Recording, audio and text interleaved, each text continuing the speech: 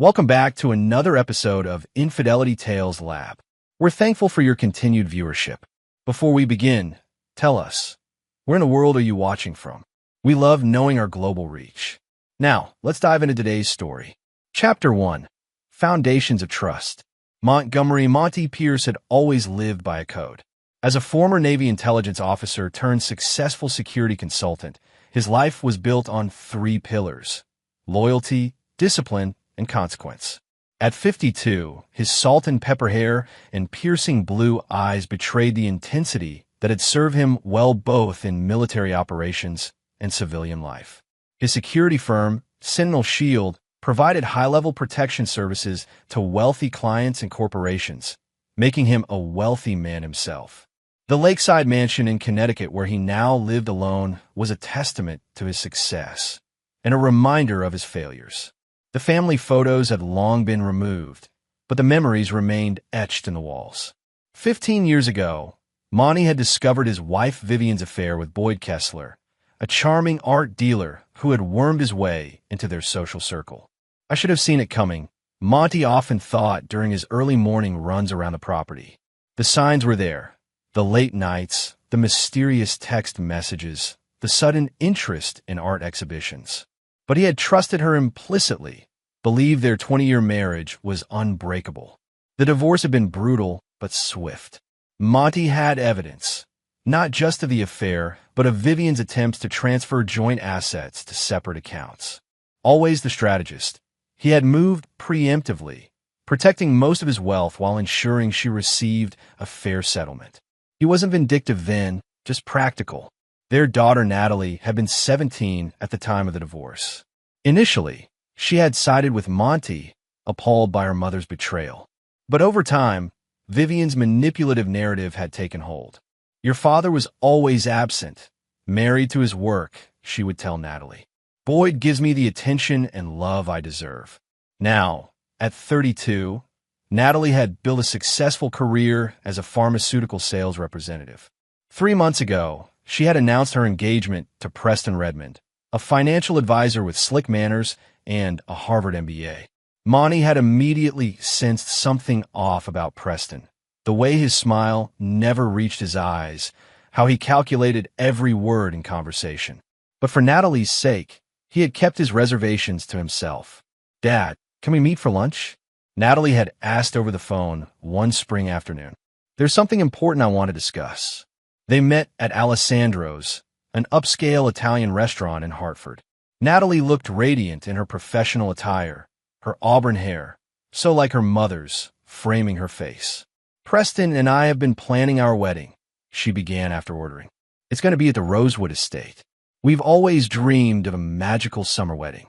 Monty smiled, genuinely happy to see her excitement. Despite everything, he loved his daughter deeply. "That sounds wonderful, sweetheart." Natalie fidgeted with her napkin. "The thing is, Dad, weddings are so expensive nowadays.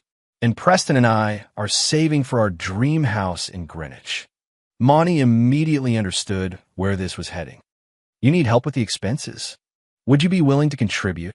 Her eyes, so like his own, looked at him pleadingly. "About $22,000 would cover the venue and catering. It would mean the world to us." He studied her face. There was something rehearsed about her plea, but he pushed the thought aside. "Of course I'll help. You're my only daughter." Relief washed over her face. "Thank you, Dad. And there's one more thing." She hesitated. "Mom and Boyd would like to be involved in the planning. I know things are difficult between you, but—" "It's your wedding, Natalie," Monty interrupted, his voice even. "I won't cause any problems." What Natalie didn't know was that Monty had already received intelligence about Boyd Kessler. His security firm had recently been approached by a wealthy collector who suspected fraud in the art world, and Boyd's name had surfaced in the investigation. Nothing concrete yet, but enough to raise flags. Monty had kept this information compartmentalized, a professional habit that had served him well. As the wedding planning progressed over the next few months, Monty noticed the growing distance between himself and his daughter. Invitations to participate in preparations were scarce, while Vivian and Boyd seemed to be deeply involved. When he did receive updates, they were mostly about costs and payment schedules. Russell Blackburn, Monty's closest friend and former military colleague who now worked at Sentinel Shield, had noticed his darkening mood. Something's off with this whole wedding situation, Monty confided during their weekly poker night. I feel like I'm being managed. Russell, a burly man with a tactical mind as sharp as Monty's, frowned. Trust your instincts. They've saved our lives more than once. Monty nodded, a plan already forming in his mind. I think it's time for a little reconnaissance. Chapter 2. Whispers of Deception. The wedding preparations accelerated as summer approached. Monty maintained his distance, as requested, but kept himself informed through subtle means. He had Xavier Donovan, a tech specialist at his firm, monitor social media activities surrounding the wedding party, all legally obtained from public posts. "Sir, you might want to see this," Xavier said one afternoon, showing Monty photos from a private dinner at Le Bernardin in New York. Preston, Natalie, Vivian, and Boyd were celebrating something, champagne glasses raised high. The caption read, "Planning the future with those who truly matter." Monty's jaw tightened. He hadn't been invited or even informed about this dinner. "There's more," Xavier hesitated. "Financial data you asked me to monitor shows large transfers from Boyd Kessler to Preston Redmond over the past 6 months. Around $150,000 total. Business deal?" Monty questioned. "Possibly, but the transfers are structured to avoid reporting requirements, and they coincide with significant withdrawals from accounts Natalie shares with Preston." Monty's instincts flared. This wasn't just about being excluded from wedding planning. Something more calculated was happening. The following weekend, Natalie invited Monty to her apartment to discuss final wedding arrangements. The $22,000 had already been transferred, but now she seemed nervous. "Preston's parents can't contribute as much as they planned," she explained, not quite meeting his eyes. "We might need another $8,000 for the honeymoon." Monty studied his daughter carefully. The slight tremor in her hands, the practiced pitch in her voice, signs he recognized from years of interrogation training. "Of course," he said smoothly. "Whatever you need." Her relief was palpable. "You're the best, Dad. I'm sorry Mom and Boyd have been so involved. It's just easier since they live closer to the venue." "I understand," he said, though he didn't. His home was actually 15 minutes closer to the Rosewood estate than theirs. After leaving Natalie's apartment, Monty called Russell. "I need surveillance on the rehearsal dinner. Nothing invasive, just audio in the private dining room." Russell didn't question him. Their years together had built unshakable trust. "Consider done. I'll handle it personally." The night before the rehearsal dinner, Monty received another call for Natalie. "Dad, I hate to ask this," she began, her voice honeyed in a way that reminded him painfully of Vivian. "But Preston and I found the perfect property in Greenwich. If we don't make a deposit by next week, we'll lose it. Could you possibly help with $50,000? We'll pay you back once Preston's commission comes through." Monty felt a cold clarity descend over him. "Send me the details of the property. I'll have my financial advisor look it over." "Oh, that's not necessary." "I insist," he said firmly. "If I'm investing in your future home, I want to make sure it's a sound investment." After hanging up, he asked Xavier to investigate the property. The results came back within hours. There was no property in Greenwich being considered by Preston and Natalie. The address provided belonged to a long-term holding of Boyd Kessler's art gallery. The pieces were falling into place, forming a picture Monty had suspected but hoped wasn't true. His daughter, the ex-wife, her lover, and the fiancé, all conspiring against him. The rehearsal dinner was held at the elegant Blue Water Grill, overlooking the Connecticut River. Monty arrived precisely on time, dressed impeccably in a tailored suit. He played his part perfectly, the proud father, gracious despite being seated at a table far from the main party, mostly with distant relatives and colleagues of Preston. Halfway through the dinner, he excused himself and met Russell in the restaurant service corridor. "Everything's set," Russell confirmed, handing him a small earpiece. "Audio is crystal clear." Monty inserted the device discreetly and returned to his table, now able to hear the conversation at the main table where Preston, Natalie, Vivian, and Boyd sat with Preston's parents. For 20 minutes, the conversation was mundane, wedding details, honeymoon plans, and side jokes. Then, As the dessert was served and champagne flowed freely, Preston leaned in closer to Natalie, not realizing his voice was being captured. "Once we get that final check from your dad, that's it," Preston murmured, his voice slightly slurred from alcohol. "Your dad's just an ATM. We'll cut him off after. Then we'll practically replace him with your mom's lover." Natalie giggled, casting a glance toward Monty's distant table. "Boyd's been more of a father to me anyway, and he knows how to turn this wedding investment into something worthwhile." Vivian chimed in, her voice low but clear. "Montgomery always was easy to manipulate. Flash a little family sentiment, and he opens his wallet. The security consultant who can't see what's right in front of him." Boyd's cultured voice added, "Once we leverage his contribution for the gallery expansion, he'll never know." The old military man still thinks in straight lines, not seeing the game around him. Preston raised his glass in a mock toast. "To Montgomery Pierce, the gift that keeps on giving." Monty sat perfectly still, his face betraying nothing as the laughter from the main table washed over him. Inside, something fundamental shifted. The cold calculation he had reserved for professional adversaries now turned toward his own family. As the dinner concluded, he approached the main table with warm smiles and congratulated the happy couple. "I'm looking forward to tomorrow," he said, embracing Natalie. "It will certainly be a day none of us will forget." Later that night, in the silent darkness of his home office, Monty made a series of phone calls. By dawn, everything was arranged. What had been planned as a wedding day would instead become a reckoning. His last call was to the Rosewood Estates manager, Florence Sullivan, an old client who owed him a significant favor after his firm had discreetly resolved a blackmail attempt against her family. "Florence, I need the Rosewood tomorrow morning. Empty. No staff, no preparations, nothing. But Mr. Pierce, your daughter's wedding, will not be happening as planned," he finished for her. "Trust me when I say this is necessary. I'll compensate everyone affected." After a pause, she agreed. "Very well. The estate will be empty when they arrive." Monty ended the call and opened his safe, removing a file marked contingency. Inside were documents he had prepared years ago, but never expected to use against his own blood. "So be it," he whispered to the empty room. Chapter 3. The Empty Venue. The morning of the wedding dawned bright and clear. Monty dressed methodically in his finest suit, checking his watch with military precision. By now, the wedding party would be discovering the empty venue. No decorations, no caterers, no guests being seated in white chairs on the manicured lawn.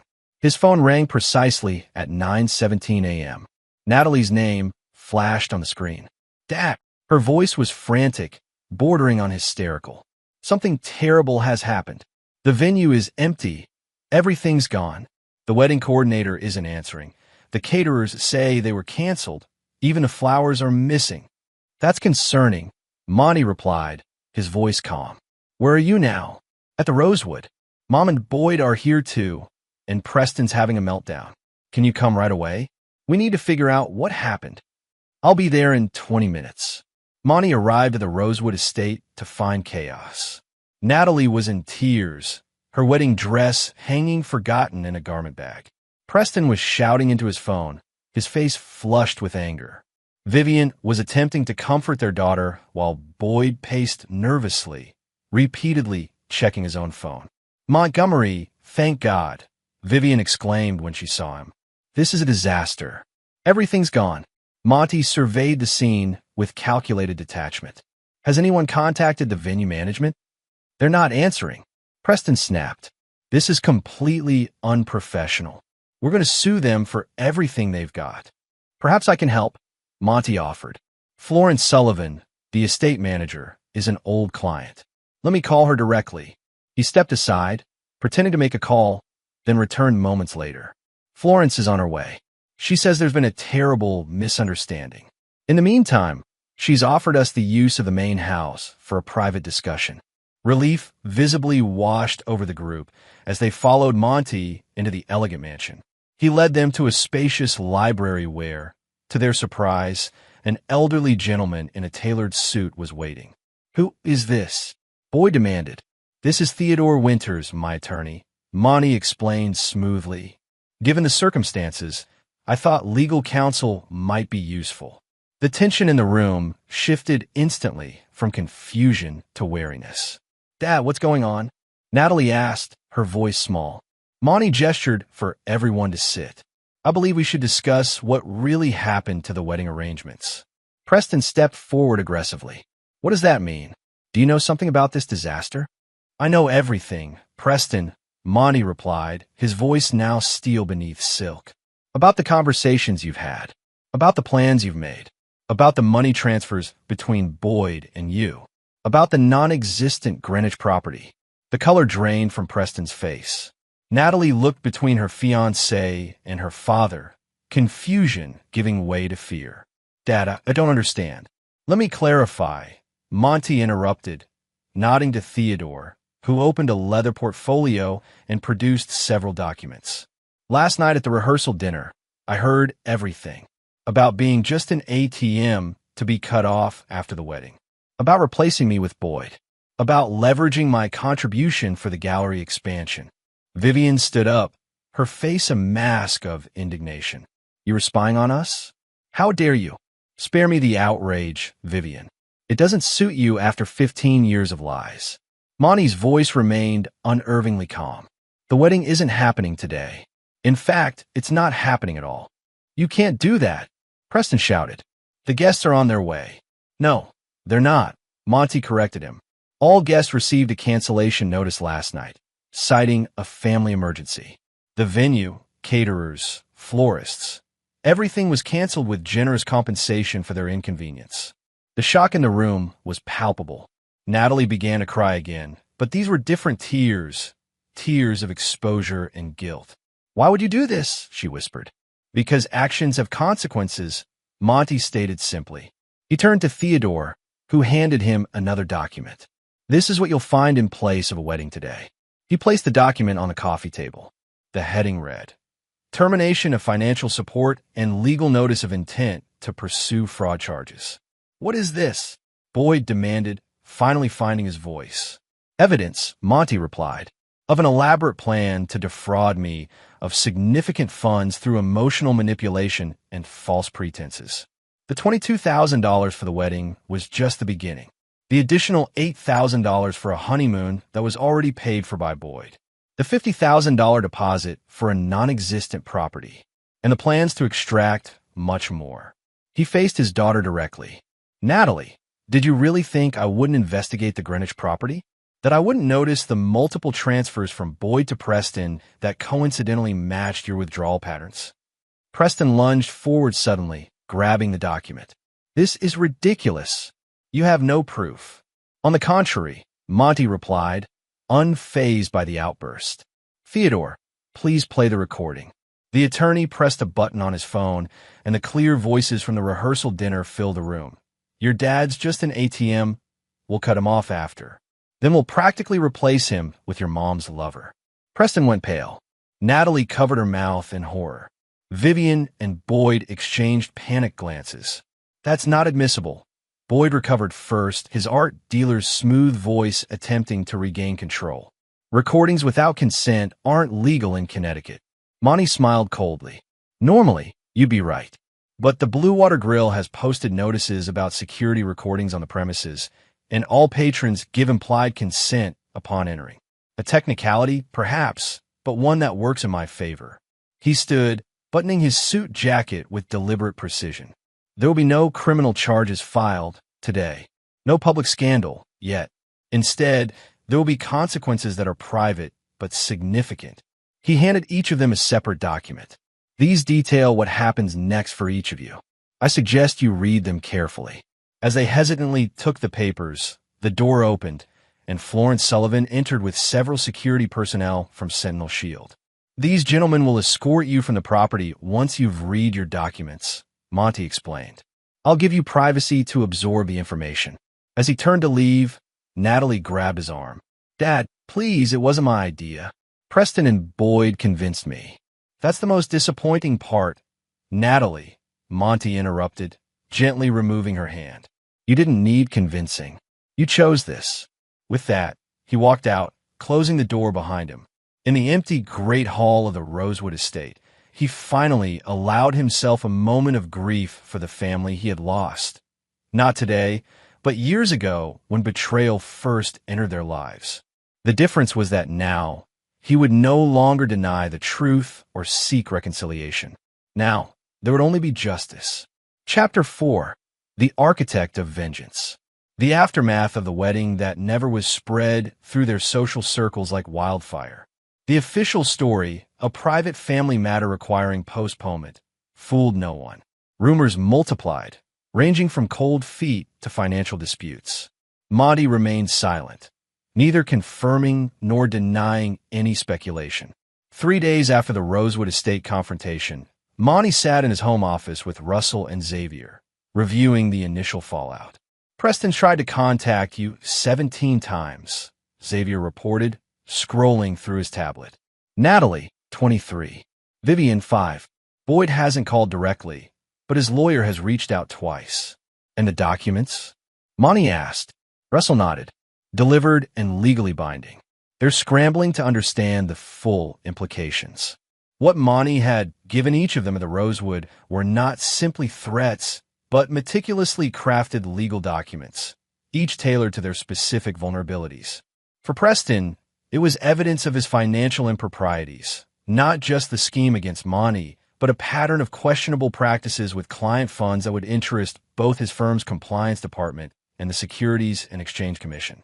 The document outlined exactly how this information would be deployed if he attempted any retaliation or contact. For Natalie, it was the painful revelation that her trust fund, established by Monty's parents before their death, was now being redirected to veterans' charities. While legally he couldn't reclaim past distributions, the substantial remaining balance would never reach her. Additionally, her position at the pharmaceutical company, which had come through Monty's connection with the CEO, was now precarious at best. For Vivian, it was the exposure of her systematic efforts to turn Natalie against Monty over the years, documented through emails, texts, and recorded phone conversations, all obtained legally, but devastatingly effective if revealed to their remaining mutual friends and family. Her carefully crafted image as the wronged wife would crumble, along with the social standing she so cherished. For Boyd, it was the most dangerous document of all, a comprehensive file on his art dealings, including evidence of provenance manipulation, authentication fraud, and tax evasion. Monty had been building this file for years, initially as a protective measure, now as leverage. "They underestimated you," Russell observed. "They thought you were just a heartbroken ex-husband and sentimental father." Monty's face remained impassive, a common mistake. People see what they expect to see. "What's your next move?" Xavier asked. "Now we wait," Monty replied. "Let them absorb the reality of their situation. Real panic takes time to develop." The call came that evening, not from any of the four, but from Loretta Masterson, Boyd's gallery assistant and Vivian's longtime friend. Her voice was tense, attempting but failing to sound casual. "Montgomery, I hope I'm not disturbing you. Vivian and Boyd were wondering if you might meet them for dinner tomorrow. A chance to discuss recent events privately." "The Willows, 7 p.m., Monty replied without hesitation. "Just the three of us." The Willows was a secluded restaurant known for its private dining rooms and discretion, a place where difficult conversations could remain confidential. It was also a venue where Sentinel Shield had installed the security systems, giving Monty a particular advantage. "I'm not going in blind," Monty told Russell the next day as they prepared. "I want full surveillance capabilities and a backup team nearby." Russell nodded, handing him a sleek fountain pen. "New prototype from our R&D department. Records audio and transmits to our secure server. The clip contains a panic button if needed." Monty arrived at the Willows precisely at 7 p.m. Vivian and Boyd were already seated in a private room, tension evident in their postures despite their attempt at composure. Vivian had aged well, her blonde hair now expertly highlighted to disguise the gray, her face maintained through subtle procedures. Boyd remained handsome in that cultivated way of men who prioritize appearance: tailored clothes, perfect haircut, manicured hands. "Montgomery," Vivian greeted him, her voice softer than it had been in years. "Thank you for coming." Let's skip the pleasantries, Monty replied, taking a seat. You want to talk? So talk. Boyd cleared his throat. What happened at the Rosewood was unfortunate. Things were said at the rehearsal dinner that were inappropriate and untrue. Alcohol and pre-wedding stress led to poor judgment. Is that your position? Monty asked coldly. That I should dismiss conspiracy and fraud as drunken banter? We're not here to argue semantics, Vivian interjected. We're here to find a solution that works for everyone. The situation with Natalie is destroying her. She's devastated. As she should be, Monty replied without emotion. Actions have consequences. That's something I learned in the military and something all of you are now learning. Boyd leaned forward. Be reasonable, Montgomery. This vendetta serves no one. We're prepared to make amends, financially and otherwise. Monty allowed a small, dangerous smile. You misunderstand the situation. This isn't a negotiation. I'm not interested in your money or your apologies. Then what do you want? Vivian demanded, her facade of contrition slipping. Justice, Monty stated simply, and to ensure none of you can ever harm me or anyone else again. He removed a folder from his briefcase and placed it on the table. This contains additional information I've gathered on each of you. Information not included in the documents you received at the Rosewood. I thought you should know what else is in my possession. Boyd reached for the folder, but Monty stopped him. This is just for your viewing. Here. Now. They flipped through the pages, their faces growing paler with each revelation. The folder contained bank statements showing Boyd's offshore accounts, documents proving Vivian had systematically alienated Natalie from Monty through years of manipulation, and evidence that Boyd and Preston had conspired on multiple financial schemes beyond just targeting Monty. This is invasion of privacy, Boyd sputtered. You can't. I already have. Monty cut him off. The question is not what I've done, but what I'll do next. What do you want from us? Vivian whispered, real fear in her eyes now. Complete severance, Monty replied. You will remove yourself from my life entirely. No contact with me, my associates, or my business interests. Boyd will close his Connecticut gallery and relocate his business. Vivian will retract any statement she's made to mutual friends about our marriage and divorce. You're asking us to uproot our lives, Boyd protested. I'm giving you a choice, Monty corrected. Comply, or I release everything I have to the appropriate authorities and individuals. And Natalie? Vivian asked, her voice breaking. She's still your daughter. For the first time, emotion flickered across Monty's face. A brief spasm of pain quickly controlled. Natalie made her choice. She chose deception and betrayal. She'll have to live with that decision. You cut off your own child? Vivian pressed. After everything you said about being there for her? I was there for her, Monty replied, his voice dangerously quiet. For 32 years. Through every milestone, every challenge. I supported her education, her career, her dreams. And in return, she conspired to use me and discard me. He stood, buttoning his jacket. You have 48 hours to provide me with a detailed plan for complying with my terms. After that, I proceed with full disclosure of everything in that folder and more. As he turned to leave, Boyd called after him. This isn't over, Montgomery. Monty paused at the door. Actually, Boyd, it's just beginning. Chapter 5, Hidden Depths. The following morning, Monty received an unexpected visitor at Sentinel Shield's offices. Diane Halverson, Preston's mother, waited in the reception area, looking both determined and uncomfortable. Mrs. Halverson, Monty greeted her, ushering her into his private office. This is unexpected. Diane Halverson was a dignified woman in her 60s, her silver hair styled conservatively, her clothing expensive but understated. Unlike her son, whose ambition had always outpaced his ethics, Diane had a reputation for integrity. I'll be direct, Montgomery, she began once seated. Whatever Preston has done, and I suspect it's serious given the canceled wedding and his evasiveness, I don't believe Natalie's relationship with you should be permanent collateral damage. Monty studied her carefully. With all due respect, Mrs. Halverson, you don't know the full situation. Then tell me, she challenged. Because the Preston I'm seeing now panicked, aggressive, making frantic calls to financial advisors and attorneys, is not the son I thought I raised. And if he's involved in something that warranted your intervention, I want to understand it. There was something in her directness that Monty respected. He made a decision and pressed the intercom. Xavier, bring me the Redmond file. All of it. For the next hour, Monty systematically laid out the evidence, the conspiracy, the financial manipulation, the recorded conversations. Diane listened without interruption, her expression growing increasingly troubled. I had suspicions, she finally said when he finished. Small inconsistencies in Preston's stories about his success. The sudden lifestyle upgrades without corresponding legitimate income. His father noticed too, but we didn't want to believe. Few parents do, Monty acknowledged. Diane straightened her shoulders. I'm not here to defend him. What he did, what they all did, was unconscionable. But I'm here to ask if there's any path to redemption for Natalie. Why would you advocate for her? Monty asked, genuinely curious. She was part of this scheme against me and was willing to bring your son into a marriage built on deception. Because I was young once too, Diane replied.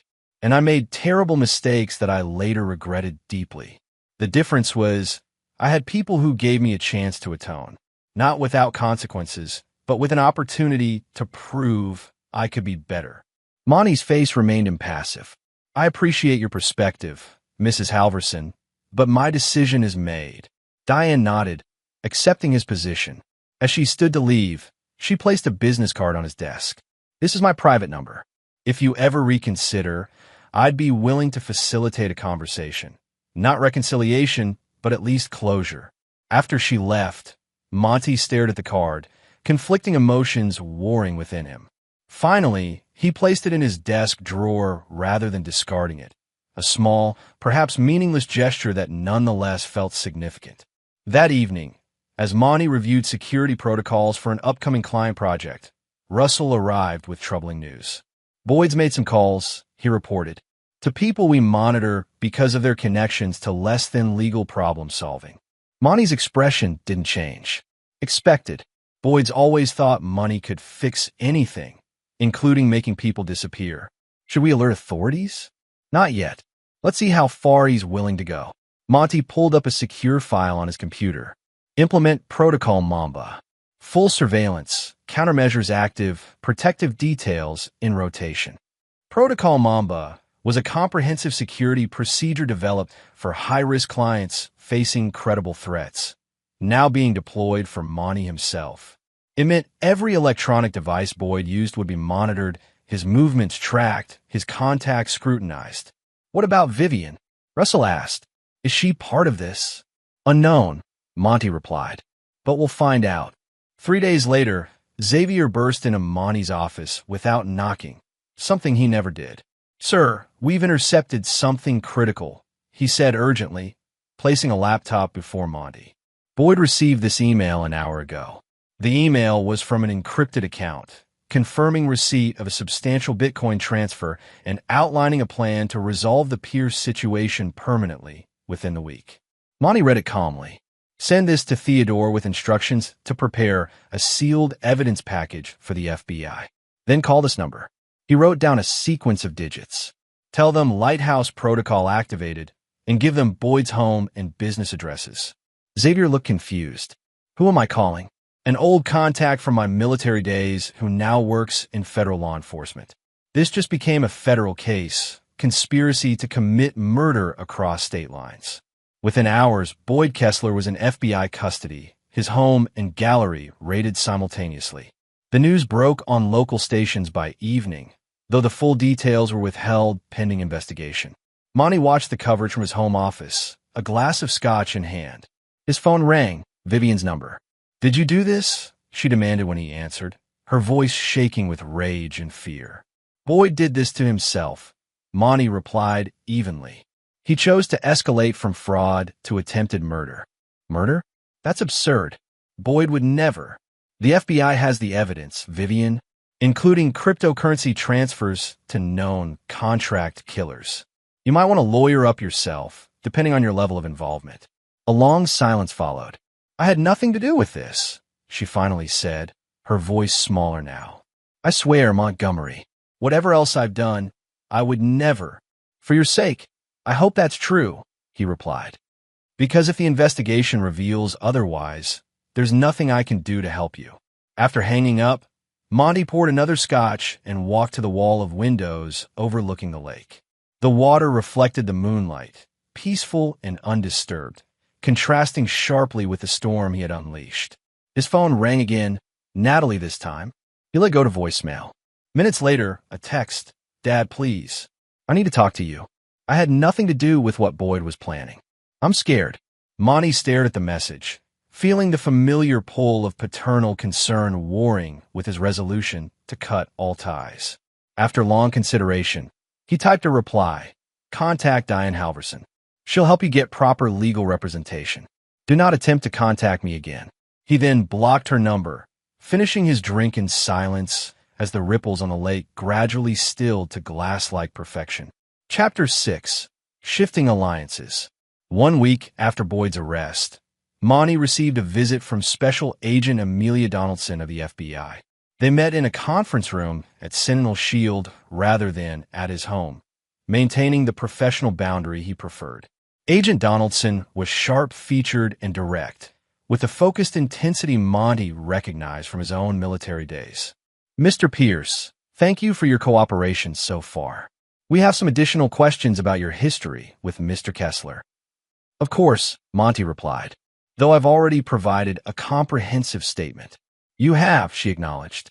But we're now investigating a broader pattern of illegal activity tied to Mr. Kessler's art dealership.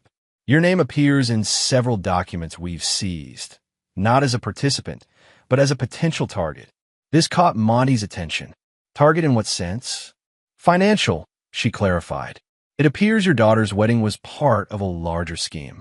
Mr. Kessler and Mr. Redmond had plans to approach you for investment in what they called the Connecticut Collection, supposedly rare artworks being assembled for a major exhibition, but actually a sophisticated Ponzi scheme. Monty absorbed this information. Have you spoken with Preston Redmond? We have. He's cooperating now, claiming he was manipulated by Kessler. She gave him a knowing look, though our assessment suggests he was a willing participant until things went south. And my daughter? Natalie Pierce. Agent Donaldson consulted her notes. Ms. Pierce maintains she was unaware of the full scope of their plans, particularly the financial scheme involving the art collection. However, she has admitted to knowing about and participating in the plan to extract the wedding funds from you under false pretenses. Monty nodded, his expression unchanged despite the confirmation of Natalie's betrayal. What happens now? Mr. Kessler will face multiple serious charges, including conspiracy to commit murder for hire. Mr. Redmond is negotiating a plea deal in exchange for testimony. Your ex-wife, Vivian Harlow, is currently classified as a person of interest, not a suspect. She paused. And your daughter is cooperating as a witness, though she may face lesser charges related to the financial fraud. After Agent Donaldson left, Russell found Monty in his office, staring at an old family photograph he normally kept locked away. You okay? Russell asked. I've been better, Monty admitted, a rare glimpse of vulnerability. Learning your own daughter saw you as nothing more than a resource to be exploited isn't easy, even when you suspected it. Russell nodded, understanding without need for elaboration. The Kessler situation is contained. The threat against you has been neutralized. Maybe time to step back, take some time away from all this. No, Monty replied, replacing the photograph in his desk drawer. There's still the matter of Vivian. Her part in this wasn't just the wedding scheme. It was 15 years of poisoning my relationship with my daughter, of creating the environment where Natalie could be turned against me. The authorities are handling Kessler and Redmond, Russell pointed out. Maybe let them handle Vivian too. The law can address the criminal aspects, Monty agreed. But some betrayals require a more personal accounting. 2 days later, Monty attended a charity gala at the Riverside Museum of Art, an event he knew Vivian would attend, as she sat on the museum's fundraising committee. He arrived alone, immaculately dressed, and made a substantial donation at the entrance, ensuring his presence would be noted. The whispers started the moment he entered the grand hall. His appearance at a social event so soon after the scandal of his daughter's canceled wedding and Boyd's arrest was unexpected.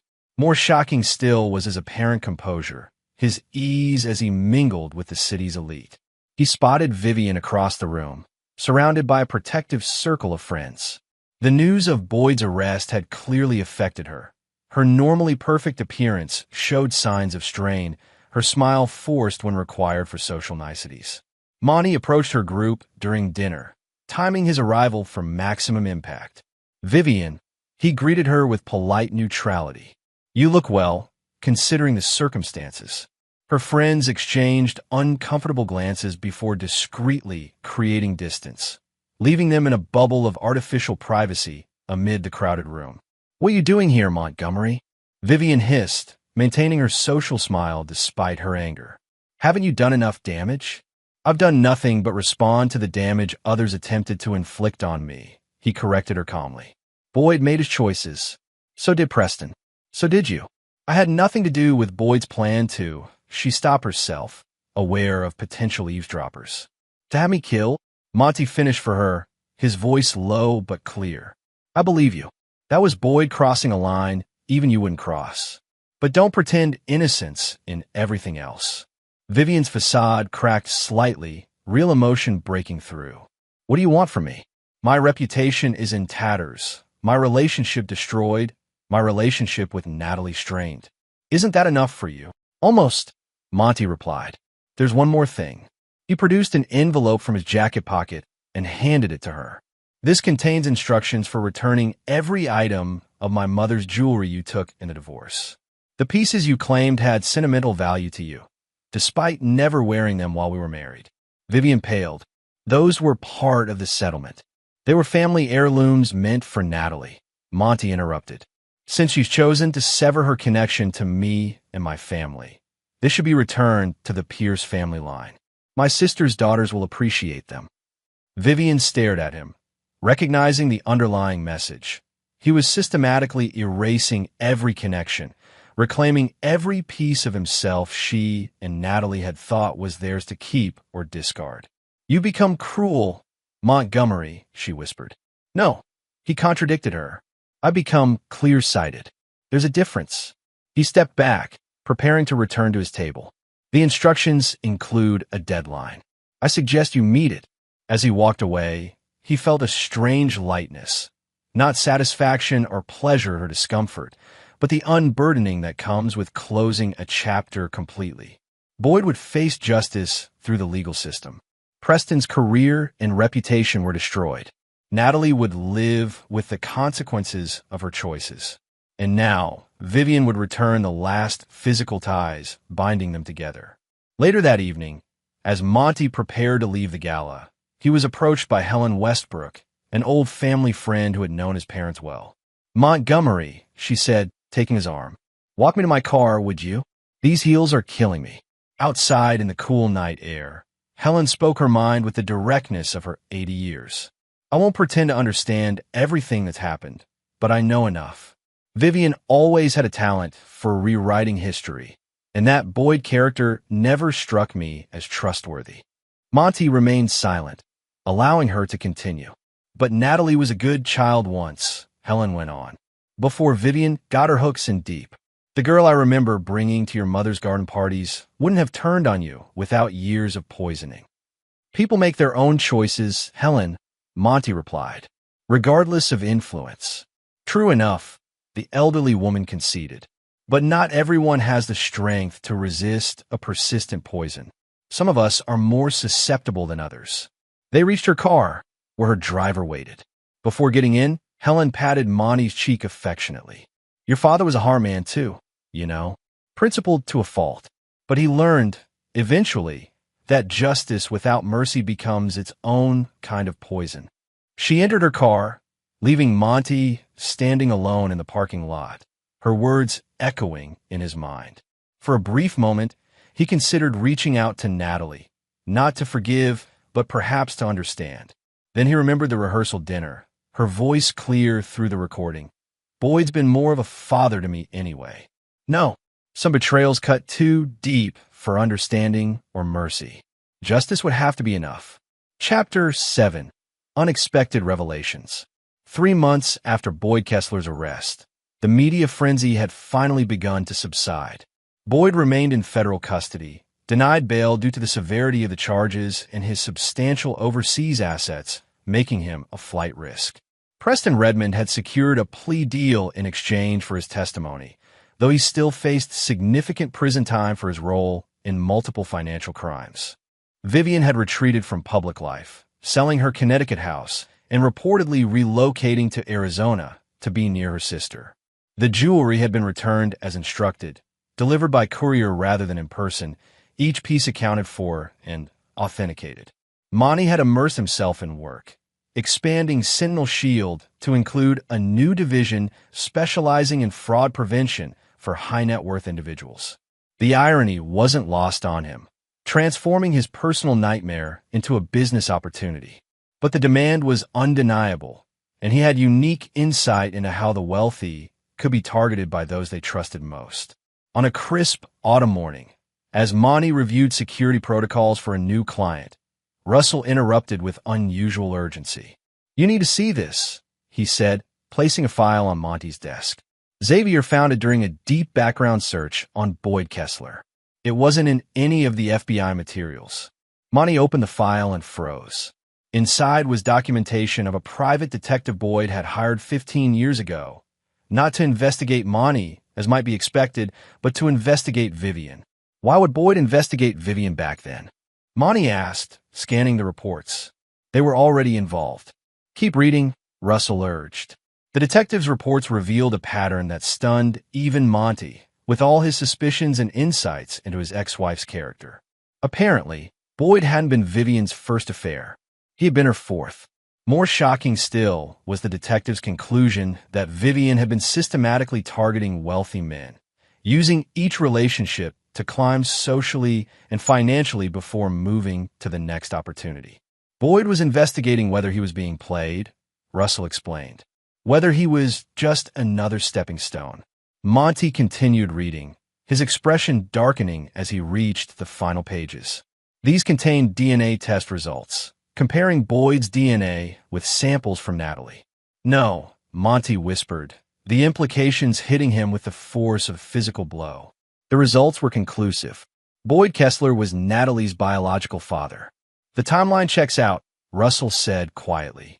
Vivian's first documented meeting with Boyd was at that gallery opening in Boston, about a year before Natalie was born. Monty sat back in his chair, the revelation reshaping his entire understanding of the past 32 years. "She knew," he said finally. "Vivian always knew Natalie wasn't mine." "It appears so," Russell agreed. "And based on these notes, Boyd discovered it about 10 years ago, but kept it from both you and Natalie." "Why?"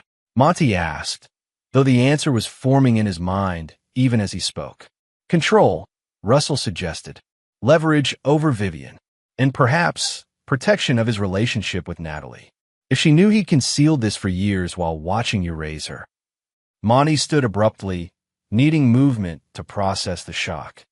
All these years, the ballet recitals, the college tuition, the nightmares and fevers and heartbreaks. I was raising another man's child. A child conceived in betrayal before I even knew betrayal existed in my marriage. "What will you do with this information?" Russell asked. Monty stared out the window, watching autumn leaves swirl across the parking lot. "Nothing. For now."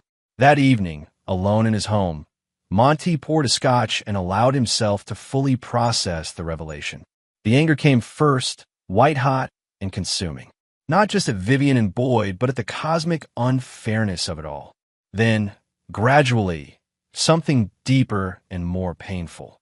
The realization that his most fundamental relationship, the one he had thought unbreakable despite everything, had been built on a lie from the very beginning. Yet alongside this pain came an unexpected clarity. Natalie's gradual estrangement over the years, her susceptibility to Vivian's manipulation, her ultimate betrayal, all took on a different dimension in light of biological reality. It didn't excuse her actions, but it provided a context he hadn't previously considered. His phone rang, interrupting his thoughts. The screen displayed a number he didn't recognize. Montgomery Pierce. He answered, his voice controlled despite his emotional turmoil. Mr. Pierce, this is Dr. Eleanor Winters from Hartford Memorial Hospital. A professional female voice responded. I'm calling regarding Natalie Pierce. You're listed as her emergency contact. Monty's grip tightened on the phone. What happened?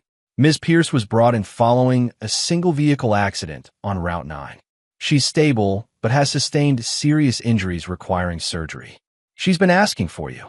Monty closed his eyes, conflicting emotions warring within him.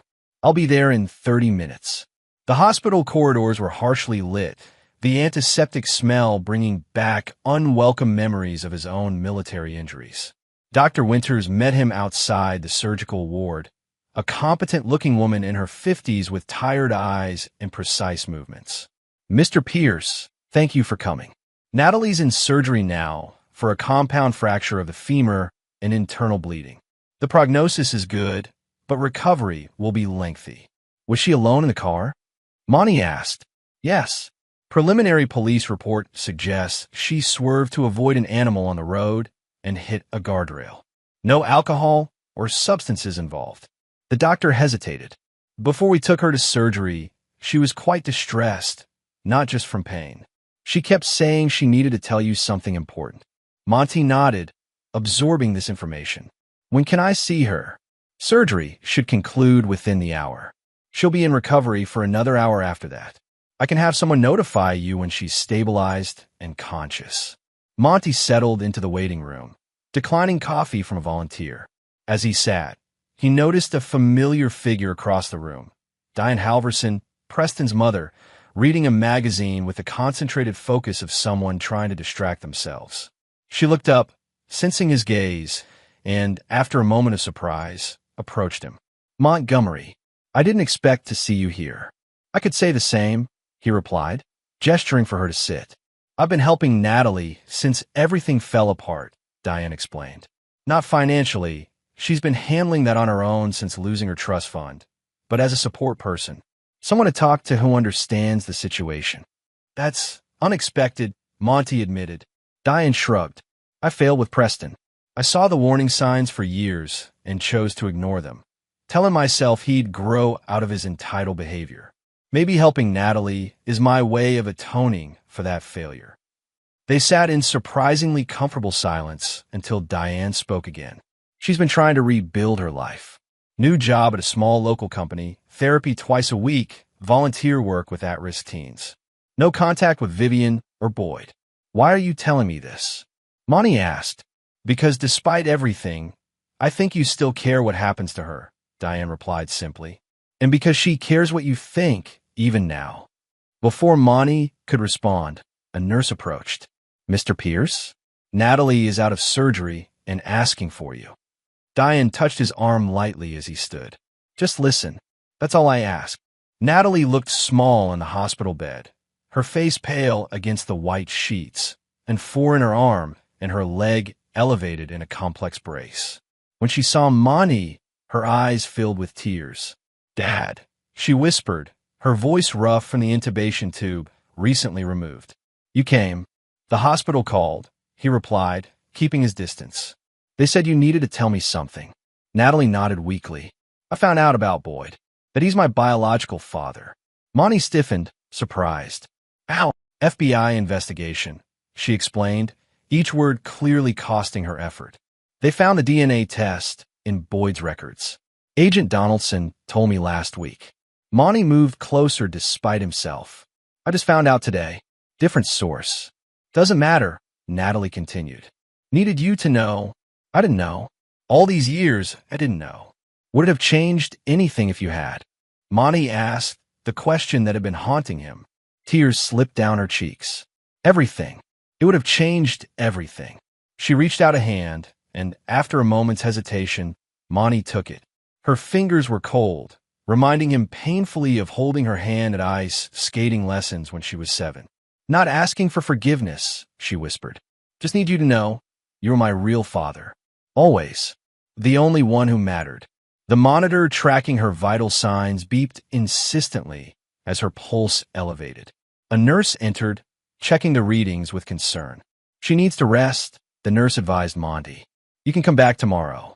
As he turned to leave, Natalie gripped his hand with surprising strength.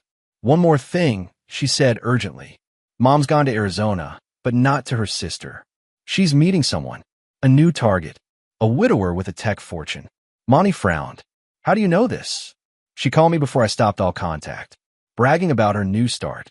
Said she'd finally found someone worthy after wasting years with Boyd. The nurse intervened more firmly. Sir, please. She really needs to rest now. Monty gently disentangled his hand from Natalie's. I'll be back tomorrow, he said, surprised to realize he meant it.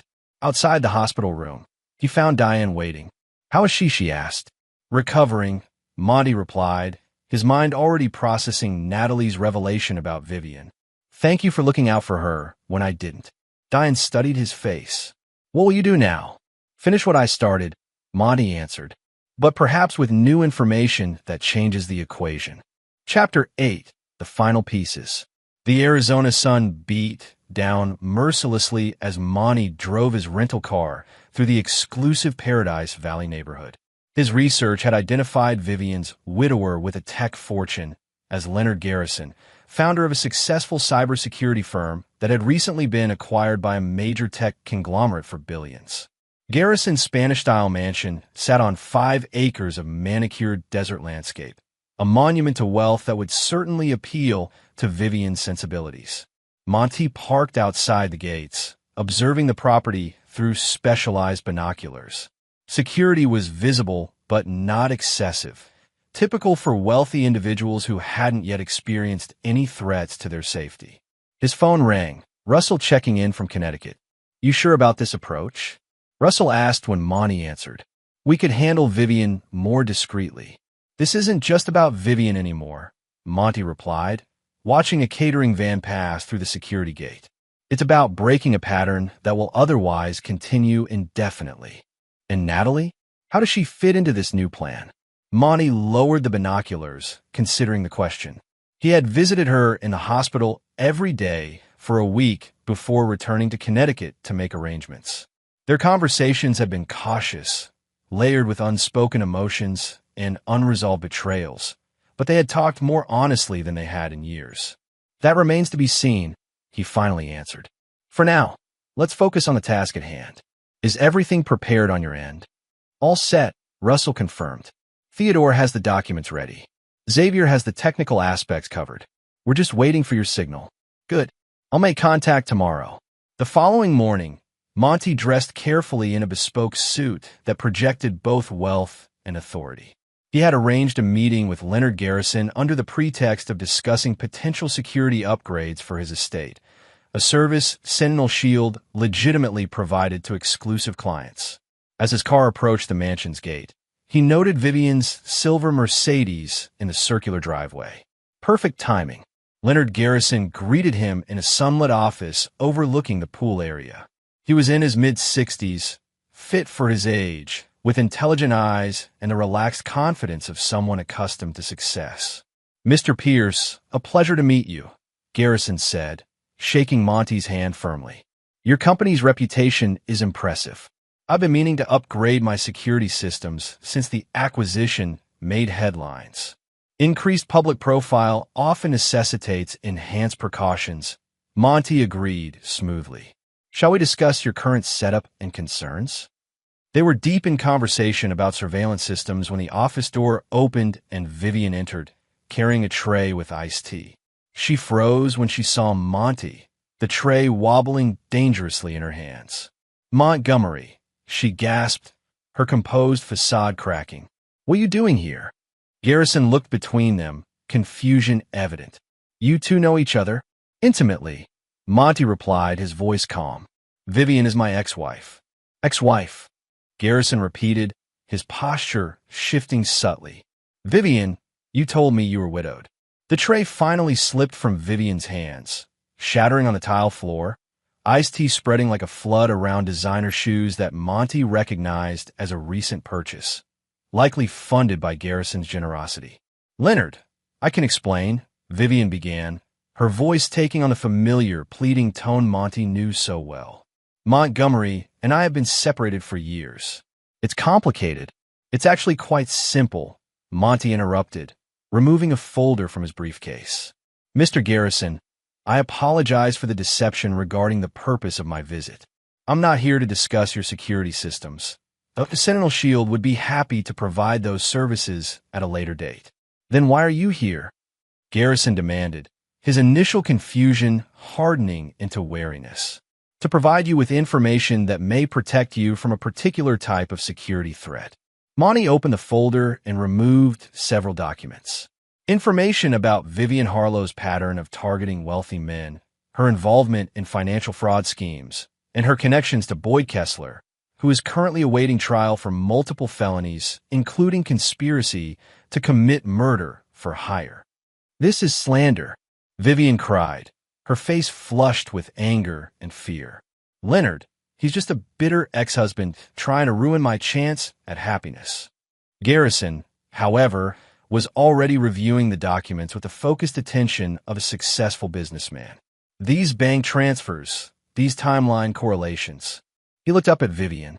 You told me you inherited your Connecticut house from your parents. I can explain everything, Vivian insisted, moving toward him, but Garrison raised a hand to stop her. Mr. Pierce, what is your objective here? He asked, his voice now coolly professional. Intervention, Monty replied simply. Not revenge, as Vivian suggests, but prevention. You're the latest in a pattern that stretches back decades. I'm merely providing you with facts that allow you to make an informed decision. Garrison nodded, then turned to Vivian. I think you should pack your things and leave today. My security team will assist and ensure you take only what legitimately belongs to you. Leonard, please, Vivian begged, tears now streaming down her perfectly made-up face. This is all a misunderstanding. The DNA test results showing Boyd Kessler is Natalie's biological father. Is that a misunderstanding too? Monty asked quietly. Vivian went utterly still, the color draining from her face. How did you? It doesn't matter how I know. Monty cut her off. What matters is that you lied to me for 32 years about the most fundamental relationship in my life. You lied to Natalie her entire life. And now you're lying to Mr. Garrison about your very identity. Garrison pressed a button on his desk. Security will escort you to collect your belongings, Vivian. Whatever our relationship was, it's over now. 2 security guards appeared promptly. Vivian glanced between them, Garrison and Monty, apparently calculating her options before her shoulders slumped in defeat. This isn't over, Montgomery, she hissed as she passed him on her way out. You've taken everything from me. No, Vivian, he replied calmly. I've simply stopped you from taking anything more from others. After she left, Garrison poured 2 glasses of scotch from a crystal decanter, handing one to Monty. I should thank you, I suppose, though this is a hell of a way to discover I've been deceived. Better now than after marriage or commingled assets, Monty observed, accepting the drink. She would have eventually moved on to the next opportunity, leaving maximum damage in her wake. Garrison studied him over the rim of his glass. You didn't do this out of the goodness of your heart. What's your real motivation? Closure, Monty admitted, and ensuring that Vivian's pattern of destruction ends permanently. What happens to her now? That depends on her. The evidence I've provided you is also being sent to the FBI as a supplement to their ongoing investigation into Boyd Kessler's activities. Whether charges result from that will be up to the prosecutors. Garrison nodded, understanding the implications. And you? What happens to you now? Monty considered the question, thinking of Natalie in her hospital bed, of the decades of deception, of the shattered family that had never been what he thought it was. I rebuild, he said finally, on foundations of truth this time, however painful that truth might be. Later that evening, as Monty's plane departed Phoenix, he received a text from an unknown number. She left with 2 suitcases and a painting she claimed was hers. Security verified ownership. No incidents. Thank you for the warning. LG. Following this was another message, this one from Diane Halverson. Natalie's being discharged tomorrow. She's asked if you'll be back in time. Monty stared at the messages, feeling a strange lightness despite the turbulence the plane was experiencing. For the first time in months, perhaps years, he was moving forward rather than simply reacting to betrayal. Whether that forward motion included Natalie remained to be seen, but at least the decision would be based on truth rather than illusion. He typed a reply to Diane, "I'll be there." Flight lands at 8 a.m. Chapter 9, Justice Served.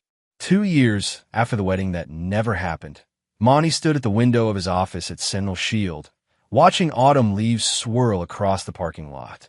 The company had expanded significantly, now occupying 3 floors of the building and specializing in personal security for high-net-worth individuals, with a particular focus on protection from fraud and exploitation. The legal consequences for those who had conspired against him had finally played out to their conclusions. Boyd Kessler had been sentenced to 20 years for multiple charges, including conspiracy to commit murder for hire, art fraud, and tax evasion. Preston Redmond, after his plea deal, received 8 years for wire fraud and conspiracy. Both men's professional lives were destroyed beyond recovery. Vivian had avoided prison, but not consequences. The FBI investigation had uncovered enough evidence of her knowledge of Boyd's fraudulent art dealings to force a plea agreement. She received 5 years of probation, substantial fines, and was required to make restitution to several victims. More devastating to her personally was the complete social ostracism that followed. The society circle she had worked so hard to climb rejected her entirely. Last Monty had heard, she was living modestly in Nevada, working as an administrative assistant at a community college, a far cry from the luxury she had schemed so ruthlessly to attain. A knock at his door interrupted his thoughts. Russell entered, carrying a newspaper. "Thought you might want to see this," he said, placing it on Monty's desk. The business section featured an article about Sentinel Shield's new initiative, a foundation providing resources and support to victims of complex financial fraud, particularly those victimized by people they trusted. "Good press," Russell observed. "The Montgomery Pierce Foundation for Victim Recovery making quite an impact." Monty nodded, scanning the article. "The irony isn't lost on me. Building something positive from my own experience as a victim." Speaking of building something positive, Russell began, hesitating uncharacteristically. "Have you given any more thought to Natalie's proposal?" The question hung in the air. Natalie's relationship with Monty had undergone a complex evolution since her accident and the revelations that followed. After months of careful, tentative communication, she had asked if she could join the foundation's work, using her experience on both sides of fraud to help others recognize warning signs and recover from betrayal. "I have," Monty replied finally, "and I've made my decision." Later that afternoon, Monty met Natalie at a small cafe equidistant between his office and the physical therapy center where she now worked helping accident survivors regain mobility. Her recovery had been long and painful, leaving her with a slight limp, but also with the resilience she had lacked before. "You look well," he observed as she joined him, noting the healthy color in her cheeks and the clear confidence in her eyes that had replaced the manipulative charm she had inherited from Vivian. "Better every day," she agreed, both physically and otherwise. After ordering coffee, she looked at him directly. "Have you decided about my proposal to work with the foundation?" Monty studied her face, the face he had believed for 32 years belonged to his biological daughter. The DNA revelation had shaken him to his core, forcing him to reevaluate every assumption about his life and family. Yet in the midst of that painful reckoning had come an unexpected truth. Biology wasn't the only definition of fatherhood. "I've decided to accept your proposal," he said, "but with conditions." Relief washed over her face. "Anything. You'll start as a consultant, not a full employee. You'll work with the educational outreach program, sharing your perspective with others who have been manipulated into participating in fraud. After 6 months, we'll reevaluate." Natalie nodded, accepting the terms without protest. "Thank you for the opportunity. I know I haven't earned your trust back yet, but I will." "Trust is earned through consistent actions over time," Monty agreed. "This is a beginning, not a resolution." They sipped their coffee in surprisingly comfortable silence, before Natalie spoke again. Have you heard the latest about Boyd? No, Monty replied. I don't follow his situation closely. He's trying to get his sentence reduced by providing information about other art dealers involved in fraud. The FBI doesn't seem interested. She hesitated. He also tried to contact me again. Sent a letter claiming he always wanted to acknowledge me as his daughter, but Vivian wouldn't allow it. And what did you do with the letter? Monty asked, curious about her response rather than the content of Boyd's manipulations. Sent it to the FBI for their file and blocked all further communications from him. She answered simply, He's not my father. Biology doesn't make a parent. Monty nodded, acknowledging the weight of her words. No, it doesn't. After finishing their coffee, they walked to the parking lot together. Before getting into her car, Natalie turned to him. There's something else I've been wanting to ask you. Go ahead. Diane Halverson has been a real support to me through everything. She's hosting a Thanksgiving dinner and asked if I would invite you. She rushed on before he could respond.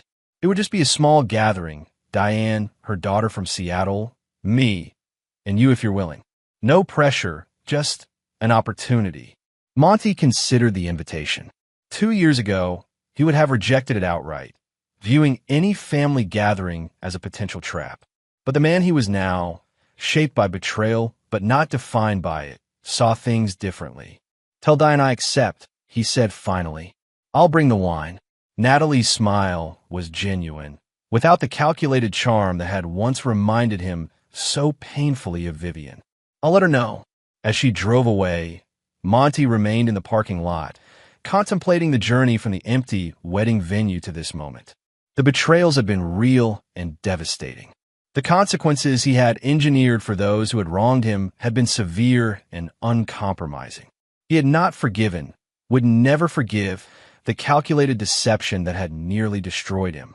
Yet somehow, in the process of delivering justice, he had also found a path forward, not back to what was lost, but toward something new, something built on clearer vision and harder truths. His phone buzzed with a text from Russell. Security details for the Reynolds contract look good.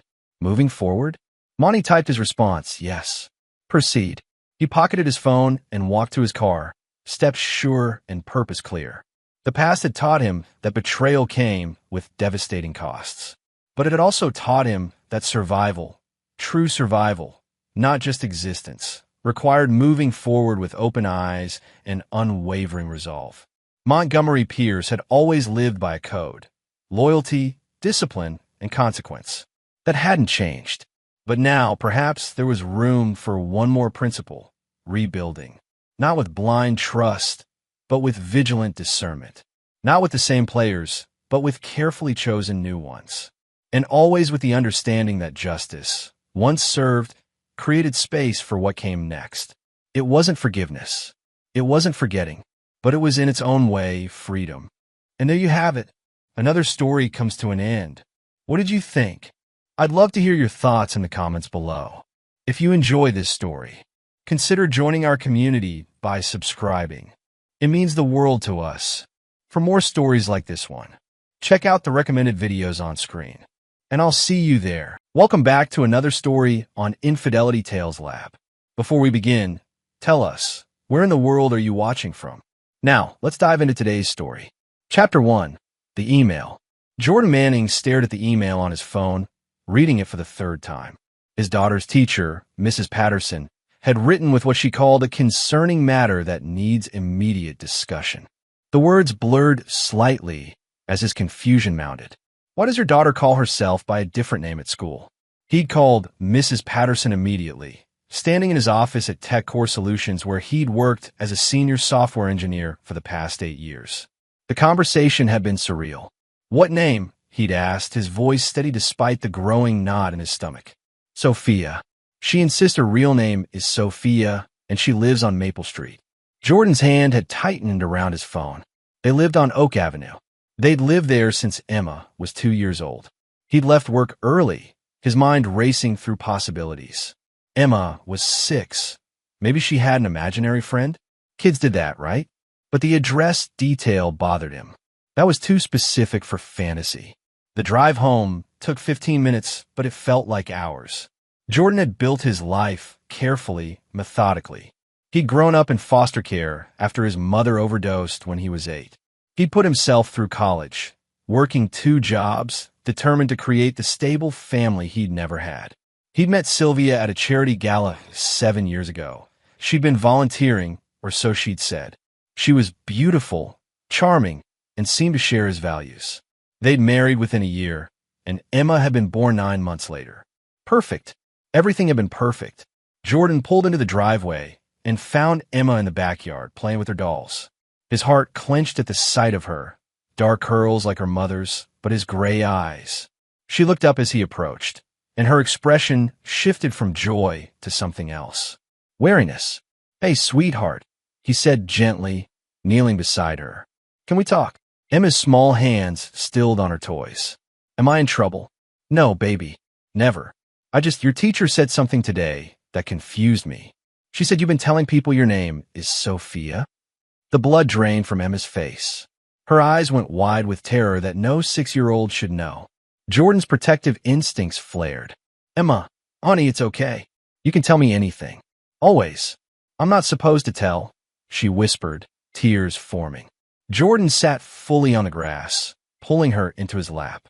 "Who told you not to tell?" "Mommy." The word came out as barely a breath. "She said it's our special secret." Cold dread settled in Jordan's chest. "What's the secret, sweetheart?" Emma began to cry, but the words tumbled out in a rush. "Because that's what Mommy's other family calls me when I visit them. We go to the big house on Maple Street, and there's a nice man who gives me presents, and Mommy says I have to be Sophia there because, she sobbed harder. "Because the real Sophia went to heaven, and it makes Mr. Perry so happy when I pretend." Jordan's vision tunneled. His arms tightened around Emma automatically, even as his mind struggled to process what she'd just said. Sylvia was taking their daughter somewhere, to someone named Perry, making her pretend to be another child. "How long has this been happening, Emma?" "A long time. Since after my birthday. For months. Sylvia had been doing this for 4 months. Does Mommy stay with you at the big house?" Emma nodded against his chest. "She's different there. She wears different clothes and laughs different. She says her name is Desiree."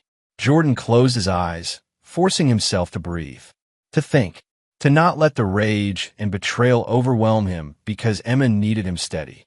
"Okay, baby, listen to me. You did nothing wrong. Nothing. Do you understand? You're my Emma, and you're perfect, and you never have to pretend to be anyone else. But Mommy said, I don't care what Mommy said. I'm your daddy, and I'm telling you right now, you are Emma Manning, you live on Oak Avenue, and you are loved exactly as you are." He pulled back to look at her tear-streaked face. "I'm going to fix this, okay? But I need you to be brave for me. Can you do that?" Emma nodded, wiping her nose on her sleeve. "Good girl. Now I want you to go inside and get ready for dinner. I need to make some phone calls." As Emma ran inside, Jordan remained on the grass, his hands shaking with fury he couldn't quite contain. He pulled out his phone and opened the tracking app he'd forgotten was on their family plan. Sylvia's location showed she was across town, on Maple Street. His wife, the woman he'd built a life with, the mother of his child, was living a double life. And she dragged Emma into it. Jordan stood, his jaw set. He'd spent his childhood powerless, at the mercy of a broken system. He'd sworn he'd never be powerless again. He'd educated himself, made himself valuable, built resources and connections. Now he'd use every single one of them. By the time Sylvia came home at 6:30, Jordan had Emma fed and bathed. He acted normal, asking about her day, mentioning a work project. Sylvia smiled and laughed and kissed his cheek, and Jordan saw her clearly for the first time. She was a stranger wearing his wife's face. That night, after Sylvia fell asleep, Jordan went through her things. In her gym bag, the one she claimed she took to her Pilates class, he found a wallet with an ID. The photo was Sylvia, but the name read Desiree Howell. Jordan took pictures of everything, his hand steady now. He'd learned in foster care that emotion was a luxury. You survive by being smart, by planning, by staying 3 steps ahead. He opened Emma's tablet next, checking her photo gallery.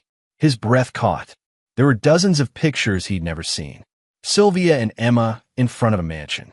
Emma with an older man, distinguished, gray-haired, expensive suit. Emma in a bedroom that wasn't hers, filled with toys that weren't in their house. Jordan downloaded everything to his encrypted cloud storage. Then he spent the rest of the night researching. By dawn, he knew exactly who Perry Stanton was, and he knew exactly how deep this betrayal went. Chapter 2, The Other Life. Jordan called in sick to work the next morning, something he never did. Sylvia barely noticed, kissing him goodbye before heading out for her errands. Emma was already at his parents' house for the day. Jordan had called him at 6 a.m., asking them to pick her up early. His mother had heard something in his voice and hadn't asked questions. He gave Sylvia a 15-minute head start, then followed. The drive took him through the suburbs into the high-end Riverside district, where houses became mansions and lawns stretched like golf courses. Sylvia's silver Lexus, the one he'd worked overtime to help her afford, pulled into the driveway of a sprawling Mediterranean-style estate. Jordan parked down the street, his hands gripping the steering wheel. He'd brought his camera with the telephoto lens, a hobby he'd picked up years ago. Now it would serve a different purpose. Through the lens, he watched Sylvia exit her car. She paused, checking her reflection in the side mirror, adjusting her hair. Then she walked to the door, and it opened before she could knock. Perry Stanton stood in the doorway. Even from a distance, Jordan could see the man's face light up. Perry pulled Sylvia into an embrace that lasted too long to be casual. When they pulled apart, Perry was smiling in a way that made Jordan's stomach turn. Then Emma emerged from behind Perry's legs. Jordan's vision went red for a moment. His daughter looked confused, uncertain. Perry knelt down, saying something to her. Emma's face transformed into a performance of a smile. The kind of smile that wasn't real, that children learned to give adults when they were scared. Jordan took pictures, hundreds of them. Every angle, every interaction. He captured Sylvia's face when she looked at Perry, calculating performative. He captured the moment Perry handed Emma a wrapped present. He captured Emma's small hand reaching for Sylvia's, seeking comfort. After an hour, they went inside. Jordan waited, his mind cataloging everything he'd seen. Then he did what he did best. He researched. Perry Stanton, 52, founder and CEO of Stanton Properties, a commercial real estate empire worth an estimated $200 million. Widowed 3 years ago when his wife died in a car accident. They'd had one daughter, Sophia, who'd been in the car. Sophia died 2 days after the accident, at age 6 from her injuries. Jordan felt sick. Emma was 6, the same age as the dead Sophia. He dug deeper, finding news articles, obituaries, social media tributes. Sophia Stanton had been a curly-haired little girl with a bright smile. In the photos, she bore a passing resemblance to Emma, enough that a grief-stricken father desperate to see his daughter again might convince himself they could be the same. Perry hadn't remarried. According to a puff piece in the local business journal from 6 months ago, he'd been focusing on healing and honoring his daughter's memory through charitable work. 6 months ago, around the time Sylvia would have started her con, Jordan's phone buzzed. A text from Dan Burton, his college roommate who'd become a private investigator after leaving the police force. Got your message. Coffee at Joe's in an hour. Jordan had reached out at 5 a.m., a brief message. Need help. Can't explain over text. It's bad. Be there. Jordan texted back. He took one last look at the mansion, at the life his wife was building without him, then drove away. Joe's Coffee House was their usual spot, a hole-in-the-wall place near the university where they'd spent countless late nights during their undergrad years. Dan was already there, his former cop instincts still making him arrive early to any meeting. At 34, he'd kept himself in shape, his dark skin barely showing laugh lines despite the stress of his work. "You look like hell," Dan said as Jordan slid into the booth. "Feel worse." Jordan pulled out his phone and set it on the table. "I need to show you something, and I need your professional help." 20 minutes later, Dan sat back, his expression grim. "Jesus, Jordan. Yeah, you're sure about all of this?" Jordan showed him the photos, the fake ID, the location data, everything. Dan's jaw tightened. This is identity fraud, child endangerment, possibly more. You could go to the cops right now." "And say what?" My wife is pretending to be someone else and making our daughter play along. What if Sylvia gets spooked and runs? Takes Emma with her? Jordan's hands clenched. I can't risk it. I need to know everything first. Every angle, every escape route she might have. Then I'll know how to get Emma back safely. Dan nodded slowly. Okay, I'm in. But we do this smart. Methodical. The way you code, one line at a time, testing as we go. That's the plan. First things first. We need to confirm Stanton doesn't know about you. That he genuinely believes Sylvia is who she says she is. How do we do that without tipping him off? Dan smiled grimly. Leave that to me. I've got contacts who can ask questions without raising flags. Meanwhile, you go home, act normal, and start documenting everything. Every time Sylvia leaves, every interaction with Emma. We build an airtight case. Jordan nodded, relief mixing with the constant anger in his chest. He wasn't alone in this. One more thing, Dan said, his voice softer. You holding up? I have to be. For Emma. Yeah, but who's holding you up, man? Jordan met his friend's eyes. You are. Right now you are. Over the next 3 days, Jordan became two people. At home, he was the oblivious husband, going to work, coming home, playing with Emma, kissing his wife goodnight. But in the spaces between, he was building a case. He installed hidden cameras in their home, legal in their state as long as one party consented, and he was that party. He documented every lie Sylvia told. Her lunch with girlfriends, that location data showed, was at Perry's mansion. Her work conference that didn't exist. Her shopping trips, where she bought nothing but returned with gifts for Emma that Emma had to hide in her closet. Dan's contacts came through. Perry Stanton genuinely believed Desiree Howell was a widowed mother who'd lost her husband in a military accident overseas. He believed Emma, Sophia, was her daughter from that marriage. He'd met them at a grief support group, which Sylvia had apparently infiltrated specifically to find a mark. The support group detail made Jordan physically ill. His wife had hunted a grieving father with the calculated precision of a predator. On the fourth night, after Sylvia fell asleep, Jordan went through her laptop. He'd installed a keylogger weeks ago, back when he'd thought he might surprise her with a vacation and wanted to know her schedule. Now he used it to access everything. What he found made his blood run cold. Bank accounts he didn't know about. Emails to lawyers about changing Emma's birth certificate. Research on international custody laws. Plans to move to the Cayman Islands. And messages, dozens of them, to Perry, talking about their future together, about how Sophia is finally warming up to you, about how soon we can be a real family. But the worst was the diary she'd kept, hidden in encrypted files. Perry is pathetically easy to manipulate. His grief makes him stupid. He'll do anything I suggest as long as I wrap it in concern for Sophia. The will is being updated next week. Sophia, and I will get everything if something happens to him. Not that I'm planning anything drastic, but accidents happen. At least they have before. Jordan's hands shook as he read. The last line echoed in his mind. They have before. He dug deeper, hacking through Sylvia's files with every skill he'd learned in 2 decades of software engineering. And he found it. Sylvia Sharp, her real name, before she'd become Sylvia Manning. Multiple identities across multiple states. 3 previous marriages, each ending when the husband mysteriously died or when she drained their accounts and disappeared. She'd been investigated twice, but never charged. She was too careful, too smart. Until now. Until she'd made one critical mistake. She'd involved Emma, and that meant Jordan wouldn't rest until she paid for every single lie. Chapter 3. The Depths of Deception.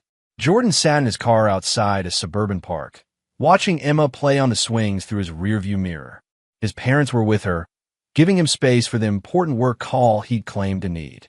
In reality, he was meeting Wallace Stanton, Perry's younger brother. Getting to Wallace had been Dan's idea.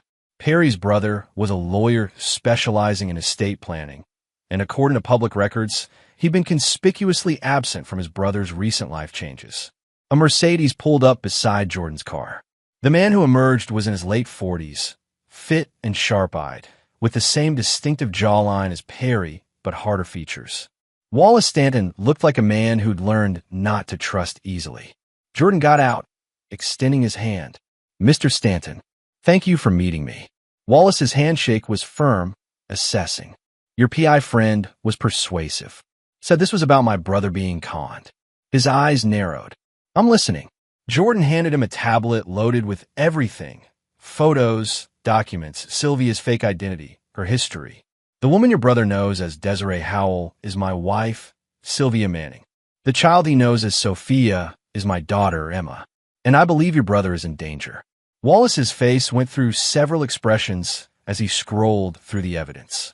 Shock, anger, finally, a grim recognition. I knew something was wrong. Perry hasn't been himself since he met her. He cut me out of his life when I questioned her background. He looked up at Jordan. "How long have you known?" 10 days. I've spent every moment since gathering evidence." "Why not go to the police?" "Because she's smart enough to disappear, and she's already researched taking Emma out of the country. If I spook her, I lose my daughter." Jordan's voice cracked slightly. "I can't lose my daughter." Wallace studied him for a long moment. "What do you need from me?" "Information. Access. Help making sure that when this comes down, your brother is protected and my daughter is safe." "You want revenge. I want justice. There's a difference." Jordan met his eyes steadily. "Your brother is a victim here too.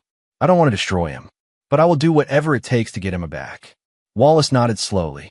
"All right, I'm in, but we do this carefully. Perry's been fragile since losing Sophia. This could break him, or it could save him from something worse. Has your brother updated his will recently?" Wallace's expression darkened. "He called me 2 weeks ago, asked me to draw up new documents, including Desiree and Sophia as primary beneficiaries. I've been stalling, claiming legal complications. It's the only reason we're still talking. Keep stalling. We need time." Over the next week, the full picture emerged. Wallace provided access to Perry's financial records, with Perry's power of attorney that Wallace still held from when his brother had been hospitalized after the accident. The evidence was damning. Sylvia had convinced Perry to add her to several bank accounts for household expenses. She'd opened credit cards in his name. She'd purchased jewelry, clothes, and electronics that she kept at the mansion, building assets she could liquidate quickly. She'd even convinced Perry to put a deposit on a villa in Grand Cayman, claiming it would be a healing retreat for their new family. "She's done this before," Wallace said, his voice tight with anger. They were in his office, documents spread across the conference table. "I pulled records on her previous identities. 3 husbands. 1 died in a suspicious house fire, 1 in a car accident, 1 from a sudden heart attack. She collected life insurance every time before disappearing." Jordan's jaw clenched. "She kept a diary. Mentioned that accidents happen regarding Perry." "Jesus." Wallace ran a hand through his hair. "We need to move faster than I thought. If she even suspects she's been found out, she won't. I've been the perfect husband. Attentive, trusting, affectionate."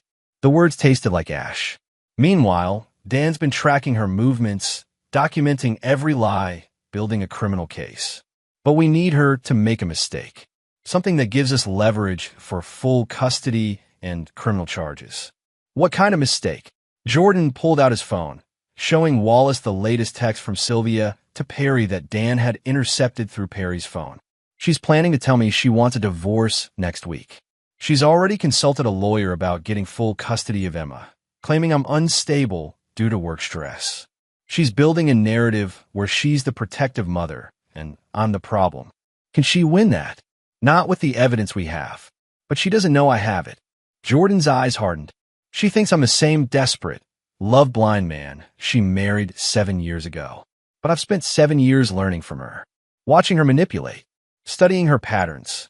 So what's your play? We make her think she's won. Then we take everything. The plan they formulated was risky, but Jordan was past caring about safe options.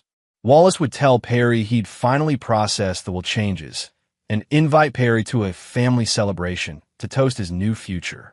Sylvia would be invited as Desiree. Jordan would be there too, uninvited, with evidence and witnesses. Perry will be devastated, Wallace warned. He'll be alive. That's what matters. But first, Jordan needed to secure Emma. His parents had already agreed to take her for an extended visit, Jordan had told them enough to make them understand without burdening them with the full horror. Emma's therapist appointments were scheduled. Her school was notified of a potential custody issue, and Jordan's lawyer had emergency custody papers ready to file the moment Sylvia was arrested. Everything was in place. Almost. The night before the confrontation, Jordan sat in Emma's room, watching her sleep. She looked peaceful now, her face relaxed in a way it hadn't been since the teacher's email.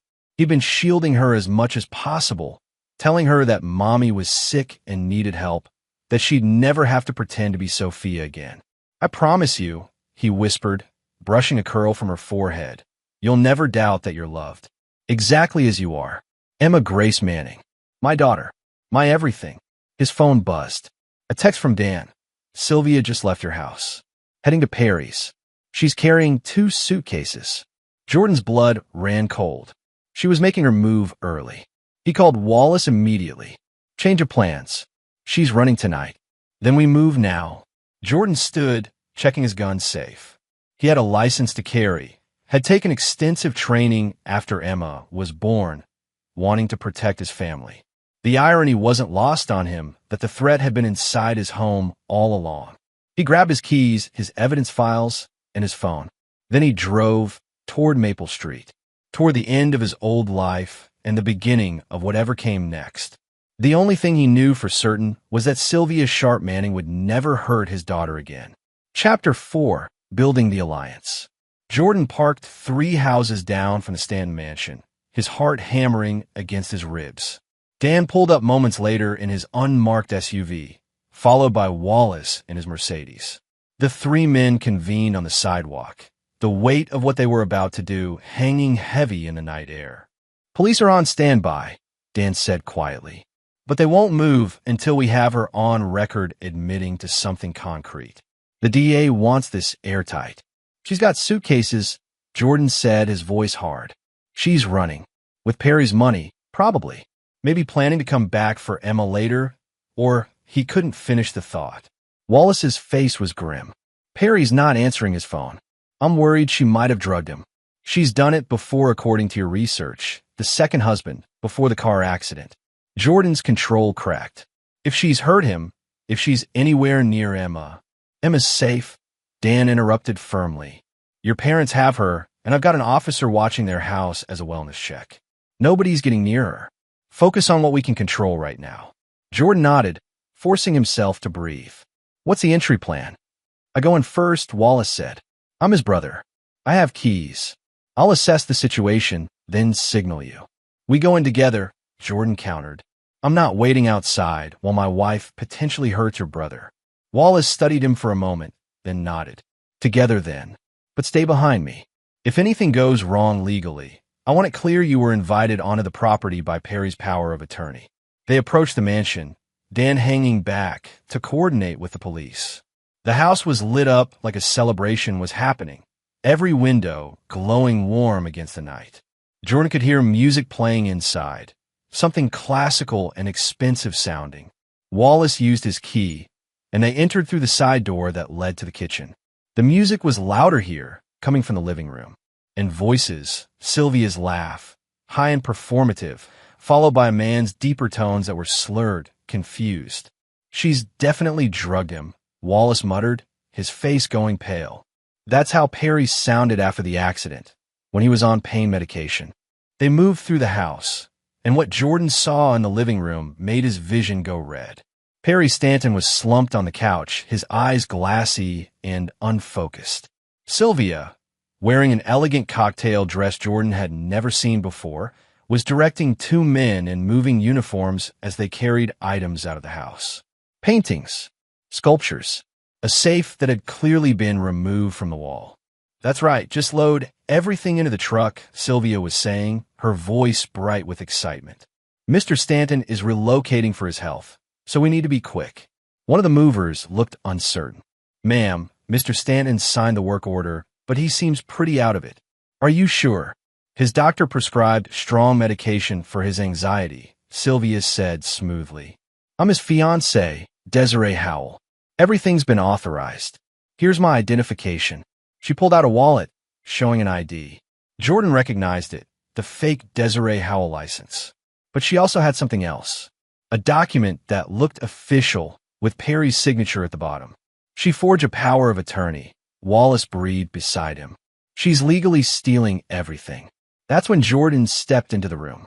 Actually, she's just committing multiple felonies. Sylvia spun around, and for a split second, her mask dropped completely. Jordan saw pure rage and calculation in her eyes before she shifted into a performance of shock and confusion. Jordan, what are you doing here? You can't just break into someone's home. He didn't break in, Wallace said, moving to his brother's side. I'll let him in. I'm Wallace Stanton, Perry's brother and his actual power of attorney. He pulled out his phone, already dialing. And these movers are about to be complicit in a robbery unless they stop immediately. The movers looked at each other, then at Sylvia, then at the safe they were carrying. Very carefully, they set it down. This is insane, Sylvia said, her voice rising. Perry and I are engaged. We're moving to start our new life together. Jordan, you're clearly having some kind of breakdown. Perry, Jordan said, ignoring her and moving toward the drug man. Can you hear me? Do you know what's happening right now? Perry's eyes try to focus on Jordan. Who? I'm Jordan Manning, Emma's father. The real Emma, not Sophia. Perry's face went through a slow progression of confusion, then dawning horror. Emma? But, Sophia, my daughter. Your daughter died 3 years ago, Wallace said gently but firmly. I'm so sorry, Perry. This woman has been lying to you. The child you know as Sophia is actually Emma Manning. She's 6 years old, and this woman, he pointed at Sylvia, has been using her to manipulate you. No, Perry slurred, shaking his head. No, Desiree wouldn't. We're in love. We're a family. Show him, Jordan said to Wallace. Wallace pulled out his tablet, showing Perry the evidence Jordan had compiled. Photos of Sylvia with Jordan, their wedding pictures, Emma's birth certificate with both Jordan and Sylvia listed as parents. Emma's school records showing her real name, their real address. As Perry processed what he was seeing, Sylvia made her move. She lunged for her purse on the side table, but Jordan was faster. He'd been watching her the whole time, had seen her eyes calculating escape routes. He grabbed her wrist, and she spun on him with a fury that was finally completely real. You stupid, pathetic man, she hissed. You actually think you've won? I've done this 5 times before you, and I'll do it 5 times after. You can't prove anything. I'll get my lawyers, I'll get Emma, and you'll never see her again. Say that again, Jordan said calmly. Sylvia's eyes narrowed. What? I said, say that again. The part about doing this 5 times before. She suddenly went very still, realizing her mistake. Dan stepped into the room from where he'd been standing in the hallway, his phone held up and recording. Too late, Dan said with grim satisfaction. That's a confession to multiple counts of fraud and identity theft, plus conspiracy to commit theft right here, plus child endangerment for involving Emma. Sylvia's face went through rapid changes. Shock, rage, calculation, and finally, cold acceptance. You think you're so smart, Jordan? You're still the same pathetic orphan who was so desperate for a family, he couldn't see what was right in front of him. Jordan stepped closer to her, and when he spoke, his voice was quiet but carried the weight of absolute conviction. You're right about one thing. I was desperate for a family, but I built one anyway. Emma is my family. And you? He smiled, and it wasn't kind. You're just someone who tried to steal it. Past tense. The police arrived then, flooding into the house. Dan had called them the moment Sylvia confessed. As the officers read her rights, she kept her eyes on Jordan, still trying to find an angle, a manipulation that would work. Emma needs her mother, she tried. You can't raise her alone. She'll be traumatized. Emma will be fine. Jordan cut her off. Because she has a father who will actually protect her. Something you never did. As they led Sylvia out in handcuffs, Wallace was on the phone with Perry's doctor, arranging for immediate medical care. Perry was crying, say my Sophia, over and over. Jordan felt a stab of pity for the man, even knowing that Perry had been a willing participant in his own deception. But that was a problem for another day. Right now, Jordan needed to get home, needed to see Emma, needed to hold his daughter and promise her that the nightmare was over. Dan drove him home, neither of them speaking much. As they pulled up to Jordan's house, Dan finally broke the silence. "You did good, man. Emma's lucky to have you." "I'm lucky to have her," Jordan corrected. "She's the only thing that kept me sane through this." "What happens now?" "Now." Jordan looked up at his house, their house, Emma's house. "Now I rebuild. And I make damn sure my daughter knows she never has to pretend to be anyone but herself ever again." Chapter 5. The Trap Springs. The hearing for emergency full custody took place 3 days after Sylvia's arrest. Jordan sat in the courtroom, his lawyer, a sharp woman named Maggie Lawson whom Dan had recommended, beside him. Across the aisle, Sylvia sat with a public defender, her hands folded calmly in her lap. She'd been denied bail, deemed a flight risk after they'd found plane tickets to the Cayman Islands in her belongings. Judge Alan Hayden reviewed the evidence with a grim expression. The forged IDs, the fake identities, the diary entries, the recordings. But most damning were the psychological evaluations of Emma, conducted by 2 separate child therapists. "Your daughter has been exhibiting signs of severe anxiety," Judge Hayden said, looking at Jordan over his reading glasses. "She's been having nightmares, expressing confusion about her own identity." The therapists both agree she's been subjected to psychological abuse. Jordan's hands clenched in his lap. Hearing it stated so clinically made it real in a new way. His baby had been hurt, deeply, by the woman who'd given birth to her. "Mrs. Manning," the judge turned to Sylvia. "Do you have anything to say?" Sylvia stood, and Jordan braced himself for another manipulation. But what came out was worse than he'd expected. "Your Honor, I love my daughter. Everything I did was to provide her with a better life. Jordan makes barely 6 figures. Perry Stanton is worth $200 million. I was securing Emma's future." The courtroom went silent. Even her own lawyer looked stunned. "You're admitting to fraud?" Judge Hayden asked, incredulous. "I'm admitting to being a pragmatic mother. My daughter deserves the best, and I was willing to do whatever it took to give it to her." Jordan shot to his feet. "You used her. You made a 6-year-old lie about her own name. Made her pretend to be a dead child to manipulate a grieving father. That's not motherhood, that's sociopathy."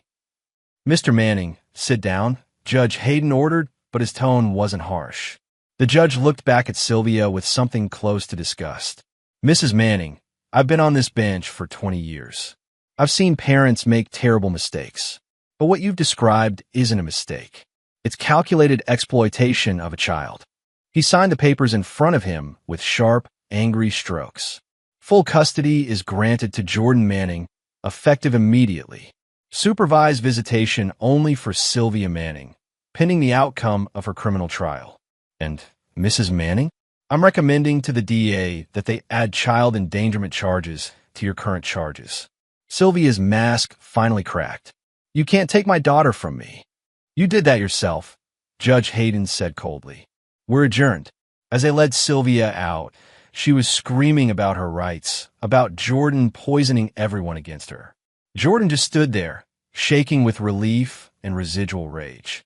"It's over," Maggie said softly. "Emma's yours. Legally, completely.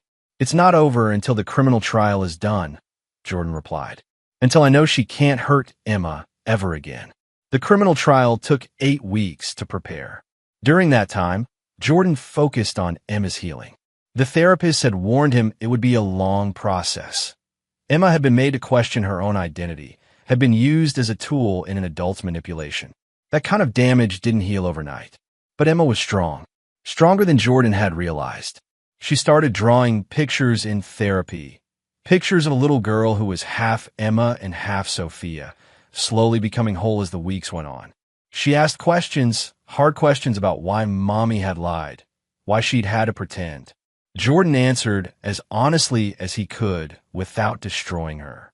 Sometimes grown-ups make very bad choices because they want things that aren't theirs. Your mom wanted things more than she wanted to protect you. And that was wrong. But it's not your fault, and it's not who you are. "Am I Emma or Sophia?" she asked one night, curled up in his lap. "You're Emma Grace Manning. You've always been Emma. Sophia was a little girl who died, and a sad man missed her very much. But you are not her, and you never were. You're you. Completely, Perfectly you. I like being Emma, she whispered. Good. Because Emma is my favorite person in the whole world. The trial itself was brutal. Jordan had to testify about finding the evidence, about the systematic lies, about Emma's trauma. Wallace Stanton testified about his brother's manipulation, about the forged documents. Perry himself testified, looking 20 years older than he had months ago, about how Sylvia had targeted him at his most vulnerable.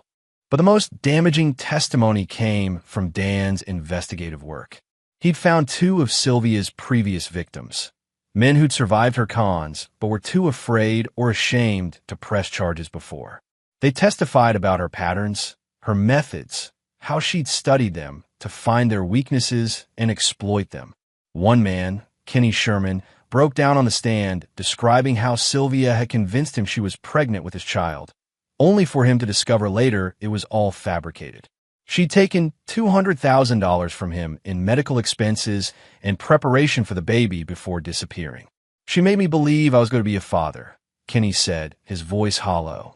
I'd never wanted anything more. And it was all a lie. Jordan met his eyes across the courtroom, and they shared a moment of understanding. They'd both been chosen for their vulnerabilities. Kenny's desperate desire for a child, Jordan's desperate desire for a family. Sylvia had found their wounds and stuck knives in them. The prosecution played the recordings from Perry's house, where Sylvia had confessed to multiple previous cons. They showed the forged documents, the fake IDs, the bank records showing systematic theft. And they showed the photos of Emma, looking scared and confused in a life that wasn't hers. Sylvia's defense tried to claim she had a personality disorder, that she wasn't fully responsible for her actions. But the prosecution brought in their own psychiatrist who'd evaluated Sylvia. Mrs. Manning is a high-functioning sociopath, the psychiatrist testified. She understands right from wrong. She simply doesn't care because she believes she's entitled to whatever she wants. Her diary entries show clear premeditation and awareness of the harm she was causing. This isn't mental illness. It's a choice. The jury deliberated for 4 hours. When they came back, Jordan was holding his breath. On the charge of identity theft, we find the defendant guilty. On the charge of fraud, we find the defendant guilty. On the charge of forgery, we find the defendant guilty. On the charge of child endangerment, we find the defendant guilty. Guilty, guilty, guilty, guilty. Sylvia showed no emotion as the verdicts were read. She just stared at Jordan, and in her eyes, he saw pure, cold hatred. But he didn't flinch. He stared back, and he let her see that she hadn't broken him. She'd tried to destroy his family, but he'd saved it. At sentencing 2 weeks later, Judge Hayden gave her the maximum on every charge, 15 years, to be served consecutively. With good behavior, she might get out in 12. Emma would be 18 by then, a grown woman, safe from her mother's manipulation. Do you have anything to say to the court? Judge Hayden asked Sylvia before finalizing the sentence. Sylvia stood, and for a moment, Jordan thought she might apologize, might show some remorse. Instead, she looked directly at Jordan and said, "You'll never be enough for her. She'll always know her mother is a criminal because of you." Judge Hayden banged his gavel. "That's enough. Mrs. Manning, you are sentenced to—" "Wait," Jordan stood. "Your Honor, may I address the defendant?" The judge looked surprised but nodded. Briefly, Jordan turned to face Sylvia fully. "You're right about one thing. Emma will always know what you are, but that's not my fault. That's yours. Every choice you made, every lie you told, every time you used our daughter as a pawn, those were your decisions." He paused, letting the words sink in. "But here's what else Emma will know. She'll know that when she was scared and confused, I protected her. She'll know that when someone tried to steal her identity, I fought to give it back to her. She'll know that being enough isn't about money or mansions or cons. It's about showing up every day and choosing her. Something you never did." He turned back to the judge. "I'm done, Your Honor." As they led Sylvia away, she was screaming, but Jordan didn't listen to the words. He walked out of the courtroom, and waiting in the hallway were his parents with Emma. His daughter ran to him, and he caught her, lifting her up. "Is it over, Daddy?" "Yeah, baby. It's over. Do I have to be Sophia anymore?" "Never again. You're Emma. Just Emma. Forever. She wrapped her arms around his neck, and Jordan felt the last piece of his control crack. He'd held it together through everything. The discovery, the investigation, the trial. But now, with Emma safe in his arms and Sylvia finally facing consequences, he let himself feel it. He'd won. Not perfectly, not without scars. But he'd won. Chapter 6, The Aftermath begins. 3 months after Sylvia's sentencing, Jordan stood in the kitchen making Emma's favorite breakfast, chocolate chip pancakes with strawberries. It was Saturday, which meant no school, no therapy appointments, no lawyers. Just a normal day for a normal family. Except they weren't normal. Not anymore. They were something harder won and more precious. Emma wandered in, rubbing her eyes, her hair a mess of curls. Daddy? Can Grandma and Grandpa come over today? Already invited them. They'll be here for lunch. Jordan flipped a pancake, catching her grin. Grandma's bringing her famous cookies. Yes. Emma did a little victory dance, and Jordan's heart squeezed. She was getting better. Slowly, with setbacks, but better. The nightmares were less frequent. The anxiety about people calling her the wrong name was fading. She'd even made a best friend at school, a girl named Lucy who loved dinosaurs as much as Emma did.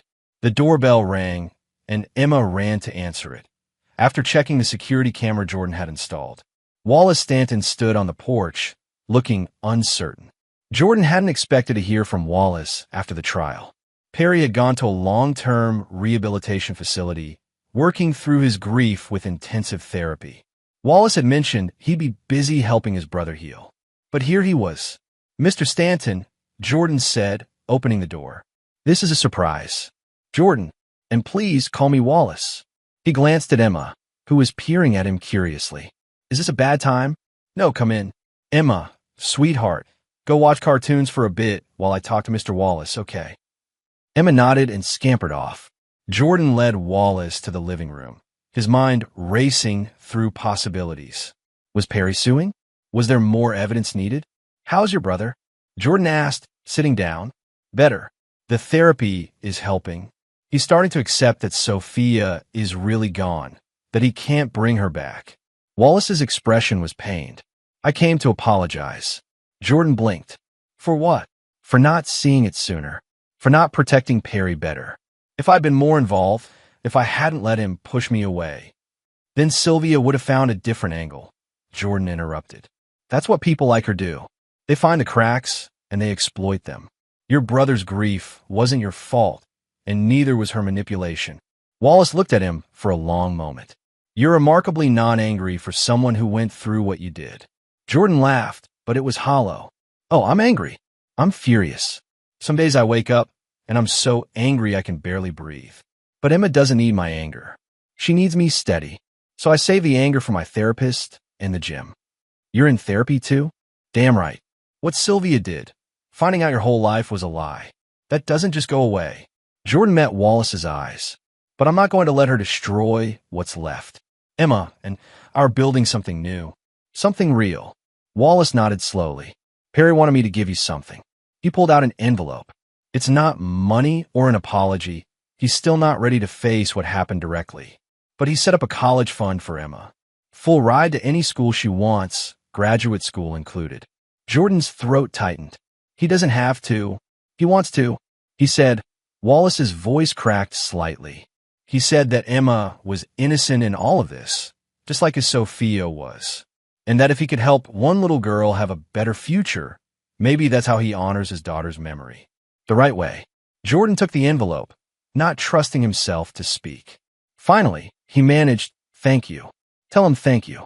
And tell him that when he's ready, if he ever wants to meet Emma as herself, as Emma, not as a replacement for Sophia, we'd be open to that. In a few years, maybe, when everyone's healed more. Wallace smiled. I will. And Jordan, what you did, how you fought for your daughter, how you protected her even when it meant tearing your whole life apart. That's real strength. Perry sees that now. I see it. I hope you see it too. After Wallace left, Jordan sat with the envelope for a long time. Emma's future secured. One less thing to worry about. One more piece of proof that good things could come from bad situations. Daddy. Emma appeared in the doorway. Are you sad? Jordan opened his arms, and she climbed into his lap. No, sweetheart. I'm actually really happy. Someone did something very kind for you. What? They made sure you can go to any college you want when you're older. You can study dinosaurs or art or computers or anything you dream about. Emma considered this seriously. That's a lot of years away. It is. Daddy. Yeah, baby. I'm glad I'm Emma. I like being Emma. Jordan hugged her tighter, his eyes burning. I'm glad you're Emma too. The world is better with Emma in it. Chapter 7. Moving Forward. 1 year after Sylvia's sentencing, Jordan stood in the driveway of a new house, smaller than the old one, but with a bigger backyard and a tree house already installed. Emma was running around the yard with a golden retriever puppy they'd named Rocket, her laughter carrying on the wind. You sure about this? Dan asked, helping Jordan unload boxes from the moving truck. Starting over in a new place? The old house had too many memories, Jordan replied. Every room reminded Emma of when things were bad. She needs a fresh start. We both do. His parents pulled up, his mother already crying happy tears. Oh, Jordan, it's perfect. Emma's going to love it here. The next few hours were a blur of unpacking and arranging furniture. Jordan's father grilled burgers. Emma showed everyone her new room, which Jordan had painted her favorite shade of purple. The dog ran circles around everyone, tripping over his own paws. It felt like family, real family, the kind Jordan had always dreamed of. Later, after everyone had left and Emma was asleep with Rocket curled up at the foot of her bed, Jordan sat on the back porch and allowed himself to breathe. Really breathe for the first time in a year. His phone rang. Maggie Lawson, his lawyer. Jordan, I wanted to give you a heads up. Sylvia's attorney filed an appeal. The peace shattered. On what grounds? Improper evidence collection, coercion, a dozen technical claims that won't go anywhere. The judge already denied most of them. But there's one thing. She's requesting a supervised visit with Emma. Jordan's hand tightened on the phone. Absolutely not. The court will likely deny it, given the psychological evaluations. But you need to be prepared for Emma to be asked about whether she wants to see her mother. She's 7 years old, Maggie. She shouldn't have to make that choice. I know, and the therapist will back that up. But Sylvia is making noise about parental rights, and we have to respond appropriately. Maggie paused. Jordan, I need you to stay calm. Don't let her get in your head. This is just a manipulation tactic from prison. She can't hurt Emma anymore. But Jordan knew better.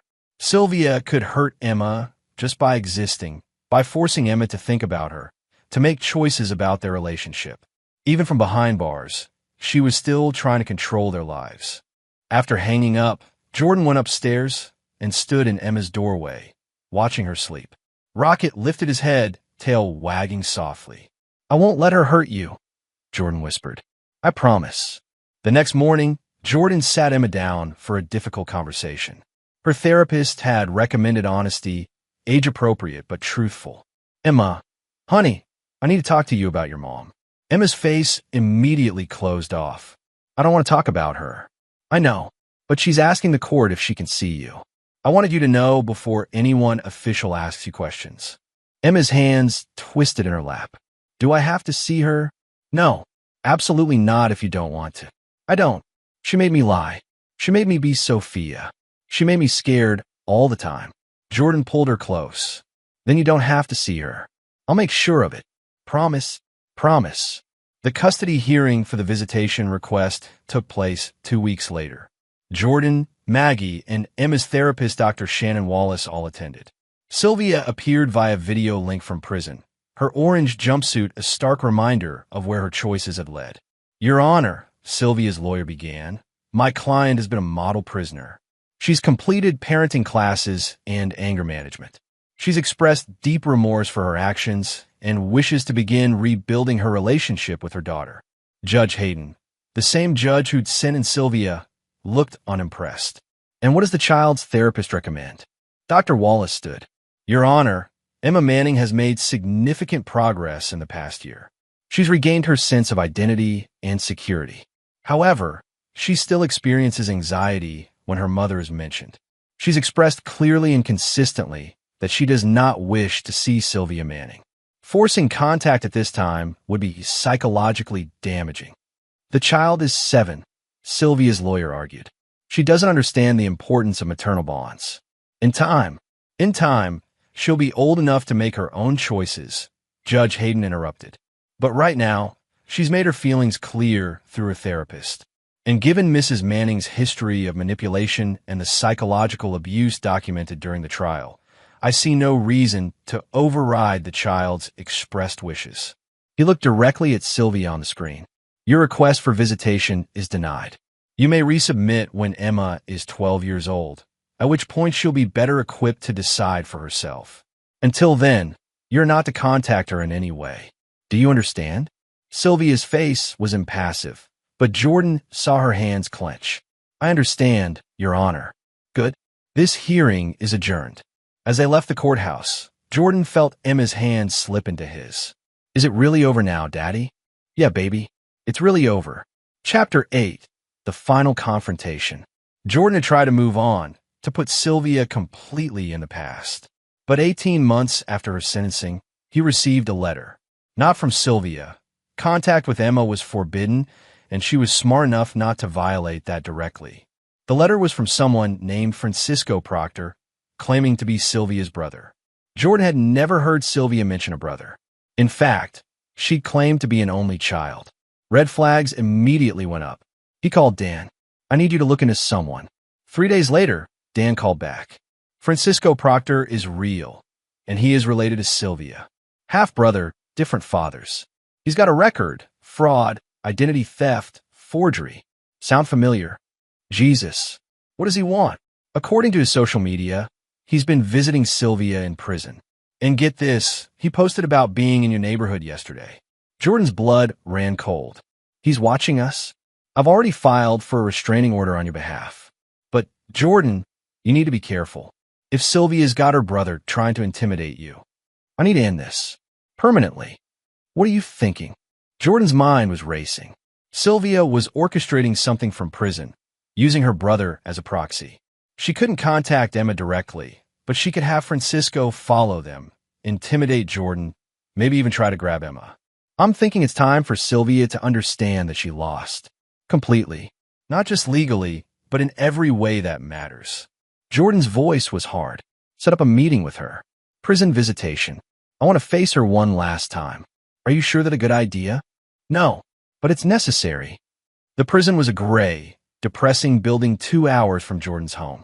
He'd never visited before, had never wanted to see Sylvia again, but this needed to be done. They led him to a visitation room, separated by thick glass. Sylvia appeared on the other side, looking thinner but no less calculating. Her eyes lit up when she saw Jordan, and he felt sick. Jordan, she said into the phone, I knew you'd come eventually. Is your brother following my daughter? Sylvia smiled. I don't know what you're talking about. Don't play games with me, Sylvia. Or should I call you Rebecca? Or Melissa? Or whatever your real name is. Her smile faded. My name is Sylvia Sharp. It's always been Sylvia Sharp. The other names were just tools. Like Emma was a tool. Emma was my daughter. No, Emma is my daughter. You were just the person who gave birth to her. You lost the right to call yourself her mother the moment you used her as a pawn. Jordan leaned forward. Here's what's going to happen. You're going to call off your brother. You're going to tell him to leave us alone, to never come near Emma again. Or I will make sure that every single one of your previous victims knows exactly where you are and what you did to them. They already know. I was convicted. Some of them know. But I've got Dan doing research, and we found at least 4 more men you conned who never came forward. Men who are angry, who have resources, who would love to know exactly which prison you're in. Jordan's voice was cold. Prisons are dangerous places, Sylvia, especially for people who've made enemies. Sylvia's face paled. You're threatening me? I'm making you a promise. Leave Emma alone. Leave me alone. Or I will spend every resource I have making sure your life behind bars is as miserable as you made our daughter's life outside them. I'm her mother. You're a sociopath who used a child to steal from a grieving father. Jordan stood up. Emma is 7 years old, and she's finally sleeping through the night without nightmares. She finally believes she's enough just being herself. I will die before I let you damage her again. Sylvia stared at him, And for the first time, Jordan saw something like fear in her eyes. If something happens to me in here, then it's karma, or justice, or just the consequences of your actions catching up to you. Jordan picked up the phone one last time. Goodbye, Sylvia. Don't contact us again, because next time I won't be this nice. He walked out without looking back. 2 days later, Dan called. Francisco Proctor just posted on social media that he's moving to Florida. Said he needs a fresh start. That was fast.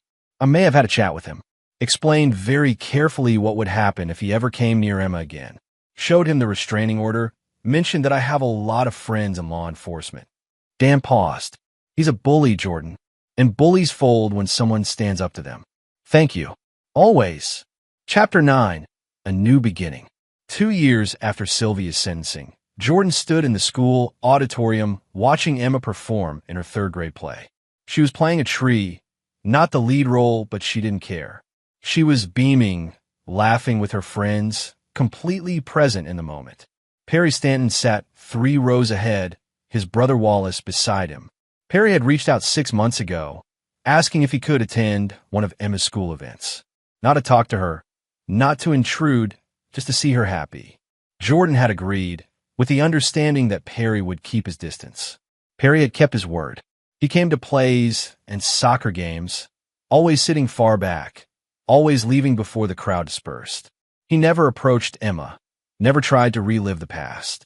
He just bore witness to her present, and Jordan understood why. Perry needed to see that Emma was okay, that she wasn't defined by what had happened, that she was thriving. After the play, as Jordan and Emma walked to the car, Perry approached carefully. Mr. Manning, may I speak with you for a moment? Jordan glanced at Emma, who was distracted by Rocket in the back seat. Briefly, Perry looked older now, but more at peace. I wanted you to know that I've established a foundation for children who've been victims of parental manipulation or abuse. Therapy scholarships, legal assistance for custody battles, support groups. He met Jordan's eyes. It's called the Sophia and Emma Foundation. I hope that's okay. Jordan's throat tightened. Perry, I can't change what happened. I can't bring my daughter back, and I can't undo what I let happen to yours. But maybe I can help other children. He paused. Emma saved my life, you know. Not intentionally, but when you exposed what Sylvia was doing, you saved me from whatever she'd planned next. I owe you both more than I can ever repay. You don't owe us anything. Maybe not, but I like to do this anyway. For Sophia's memory, and for Emma's future. Jordan extended his hand. Then I think it's a beautiful idea. Thank you. Perry shook his hand, then walked away. Jordan watched him go, feeling a complex mixture of emotions. Perry had been a victim too, in his own way. They'd all been caught in Sylvia's web, but they'd all found their way out. That night, as Jordan tucked Emma into bed, she asked the question he'd been anticipating. Daddy, who was that man at my play? He looked sad. Jordan sat on the edge of her bed. That was Perry Stanton. Do you remember him? Emma's face scrunched up. From when Mommy made me be Sophia? Yeah, but he didn't know that's what was happening. He thought you were really his daughter because he wanted so badly for his real daughter to still be alive. That's sad. It is, but he's getting better now. And he wanted to see you happy because it makes him feel better to know you're okay. Emma considered this. Is he going to try to take me away? Never. You're my daughter. No one can take you away from me. Good. Emma snuggled deeper into her blankets. I like being Emma Manning. I don't want to be anyone else ever again. Jordan kissed her forehead. You don't have to be. You're perfect exactly as you are. 3 months later, Jordan got a call from Maggie. Sylvia's appeal was officially denied. The conviction stands. She'll serve her full sentence. Jordan let out a breath he didn't know he'd been holding. So it's really over. It's really over.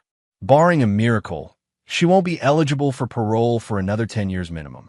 Emma will be 17, old enough to make her own decisions about any relationship with her mother. After hanging up, Jordan went to find Emma. She was in the backyard with Rocket, teaching him to fetch. The evening sun cast golden light across the grass, and her laughter rang out clear and joyous. This was what he'd fought for. Not revenge, not punishment, though those had been necessary. He'd fought for this moment. His daughter, happy and whole, no longer living in fear or confusion. Emma looked up and saw him. "Daddy, come play with us." Jordan walked over, and Rocket immediately jumped on him, tail wagging furiously. Emma giggled, trying to pull the dog off. "Emma," Jordan said, catching her attention, "I love you. You know that, right?" She looked at him with those clear gray eyes, his eyes. "I know, Daddy. I love you too." "Good. Because you're the best thing that ever happened to me." Emma hugged him tight. "You're the best thing that happened to me too. You saved me from the scary times." Jordan's eyes burned. "You saved me too, sweetheart. You gave me a reason to be strong." They played in the yard until the sun set, Rocket racing between them, Emma's laughter mixing with Jordan's. Inside, the new house waited, filled with pictures of just the two of them, no traces of the past they'd left behind. Later, after Emma was asleep, Jordan sat on the porch with a beer and his phone. He scrolled through photos, Emma's first day at her new school, her soccer team winning a game, her birthday party surrounded by real friends who knew her as Emma and nothing else. He thought about Sylvia, locked away, cut off from the daughter she tried to use. He thought about Perry building something good from his grief. He thought about all the ways life could go wrong and all the ways it could be saved. Most of all, he thought about Emma, his daughter, his fighter, his reminder that love, real love, meant protection, not possession, meant building someone up, not using them as a tool. Dan's text appeared on his screen. "How you doing, man?" Jordan typed back. "Good. Really good. We made it. You did more than make it. You won." Jordan looked through the window at Emma's room, where a night light cast soft shadows. "Yeah, we did." And for the first time since that email from Mrs. Patterson had shattered his world, Jordan believed it. They hadn't just survived. They'd rebuilt. They created something stronger than what had been broken. Emma was safe. Emma was happy. Emma was exactly who she was meant to be. And that was victory enough. The end. 6 years later, Jordan stood in the kitchen of their home, now familiar and filled with years of memories. Emma, now 13, sat at the table doing homework. Rocket, now gray-muzzled and slower, at her feet. The doorbell rang, and Emma jumped up to answer it. "Dad, it's a package for you." Jordan took the box, noting the return address. The Sophia and Emma Foundation. Inside was a framed photo of the foundation's newest facility, a safe house for children removed from abusive situations. A plaque read, "In honor of Jordan Manning, who showed us what real parenting looks like." Emma peered over his shoulder. "That's nice. Are you going to hang it up? Maybe in my office." Jordan set it aside. "How's homework?" "Almost done. Then can we watch that movie? The one with the dinosaurs?" "Obviously." Emma grinned. "What other kind of movie is there?" Jordan laughed, ruffling her hair. She was growing up strong, confident, kind. She was everything he'd hoped for and more. His phone buzzed. A news alert. Sylvia Sharp Manning, convicted fraud artist, denied parole for third consecutive year. Jordan deleted the notification without reading further. That part of their lives was over. Sylvia was yesterday's nightmare. Emma was today's joy and tomorrow's hope. "Dad," Emma looked at him, her expression serious for a moment. "Thank you." "For what, sweetheart?" "For fighting for me. Mrs. Wallace, my therapist,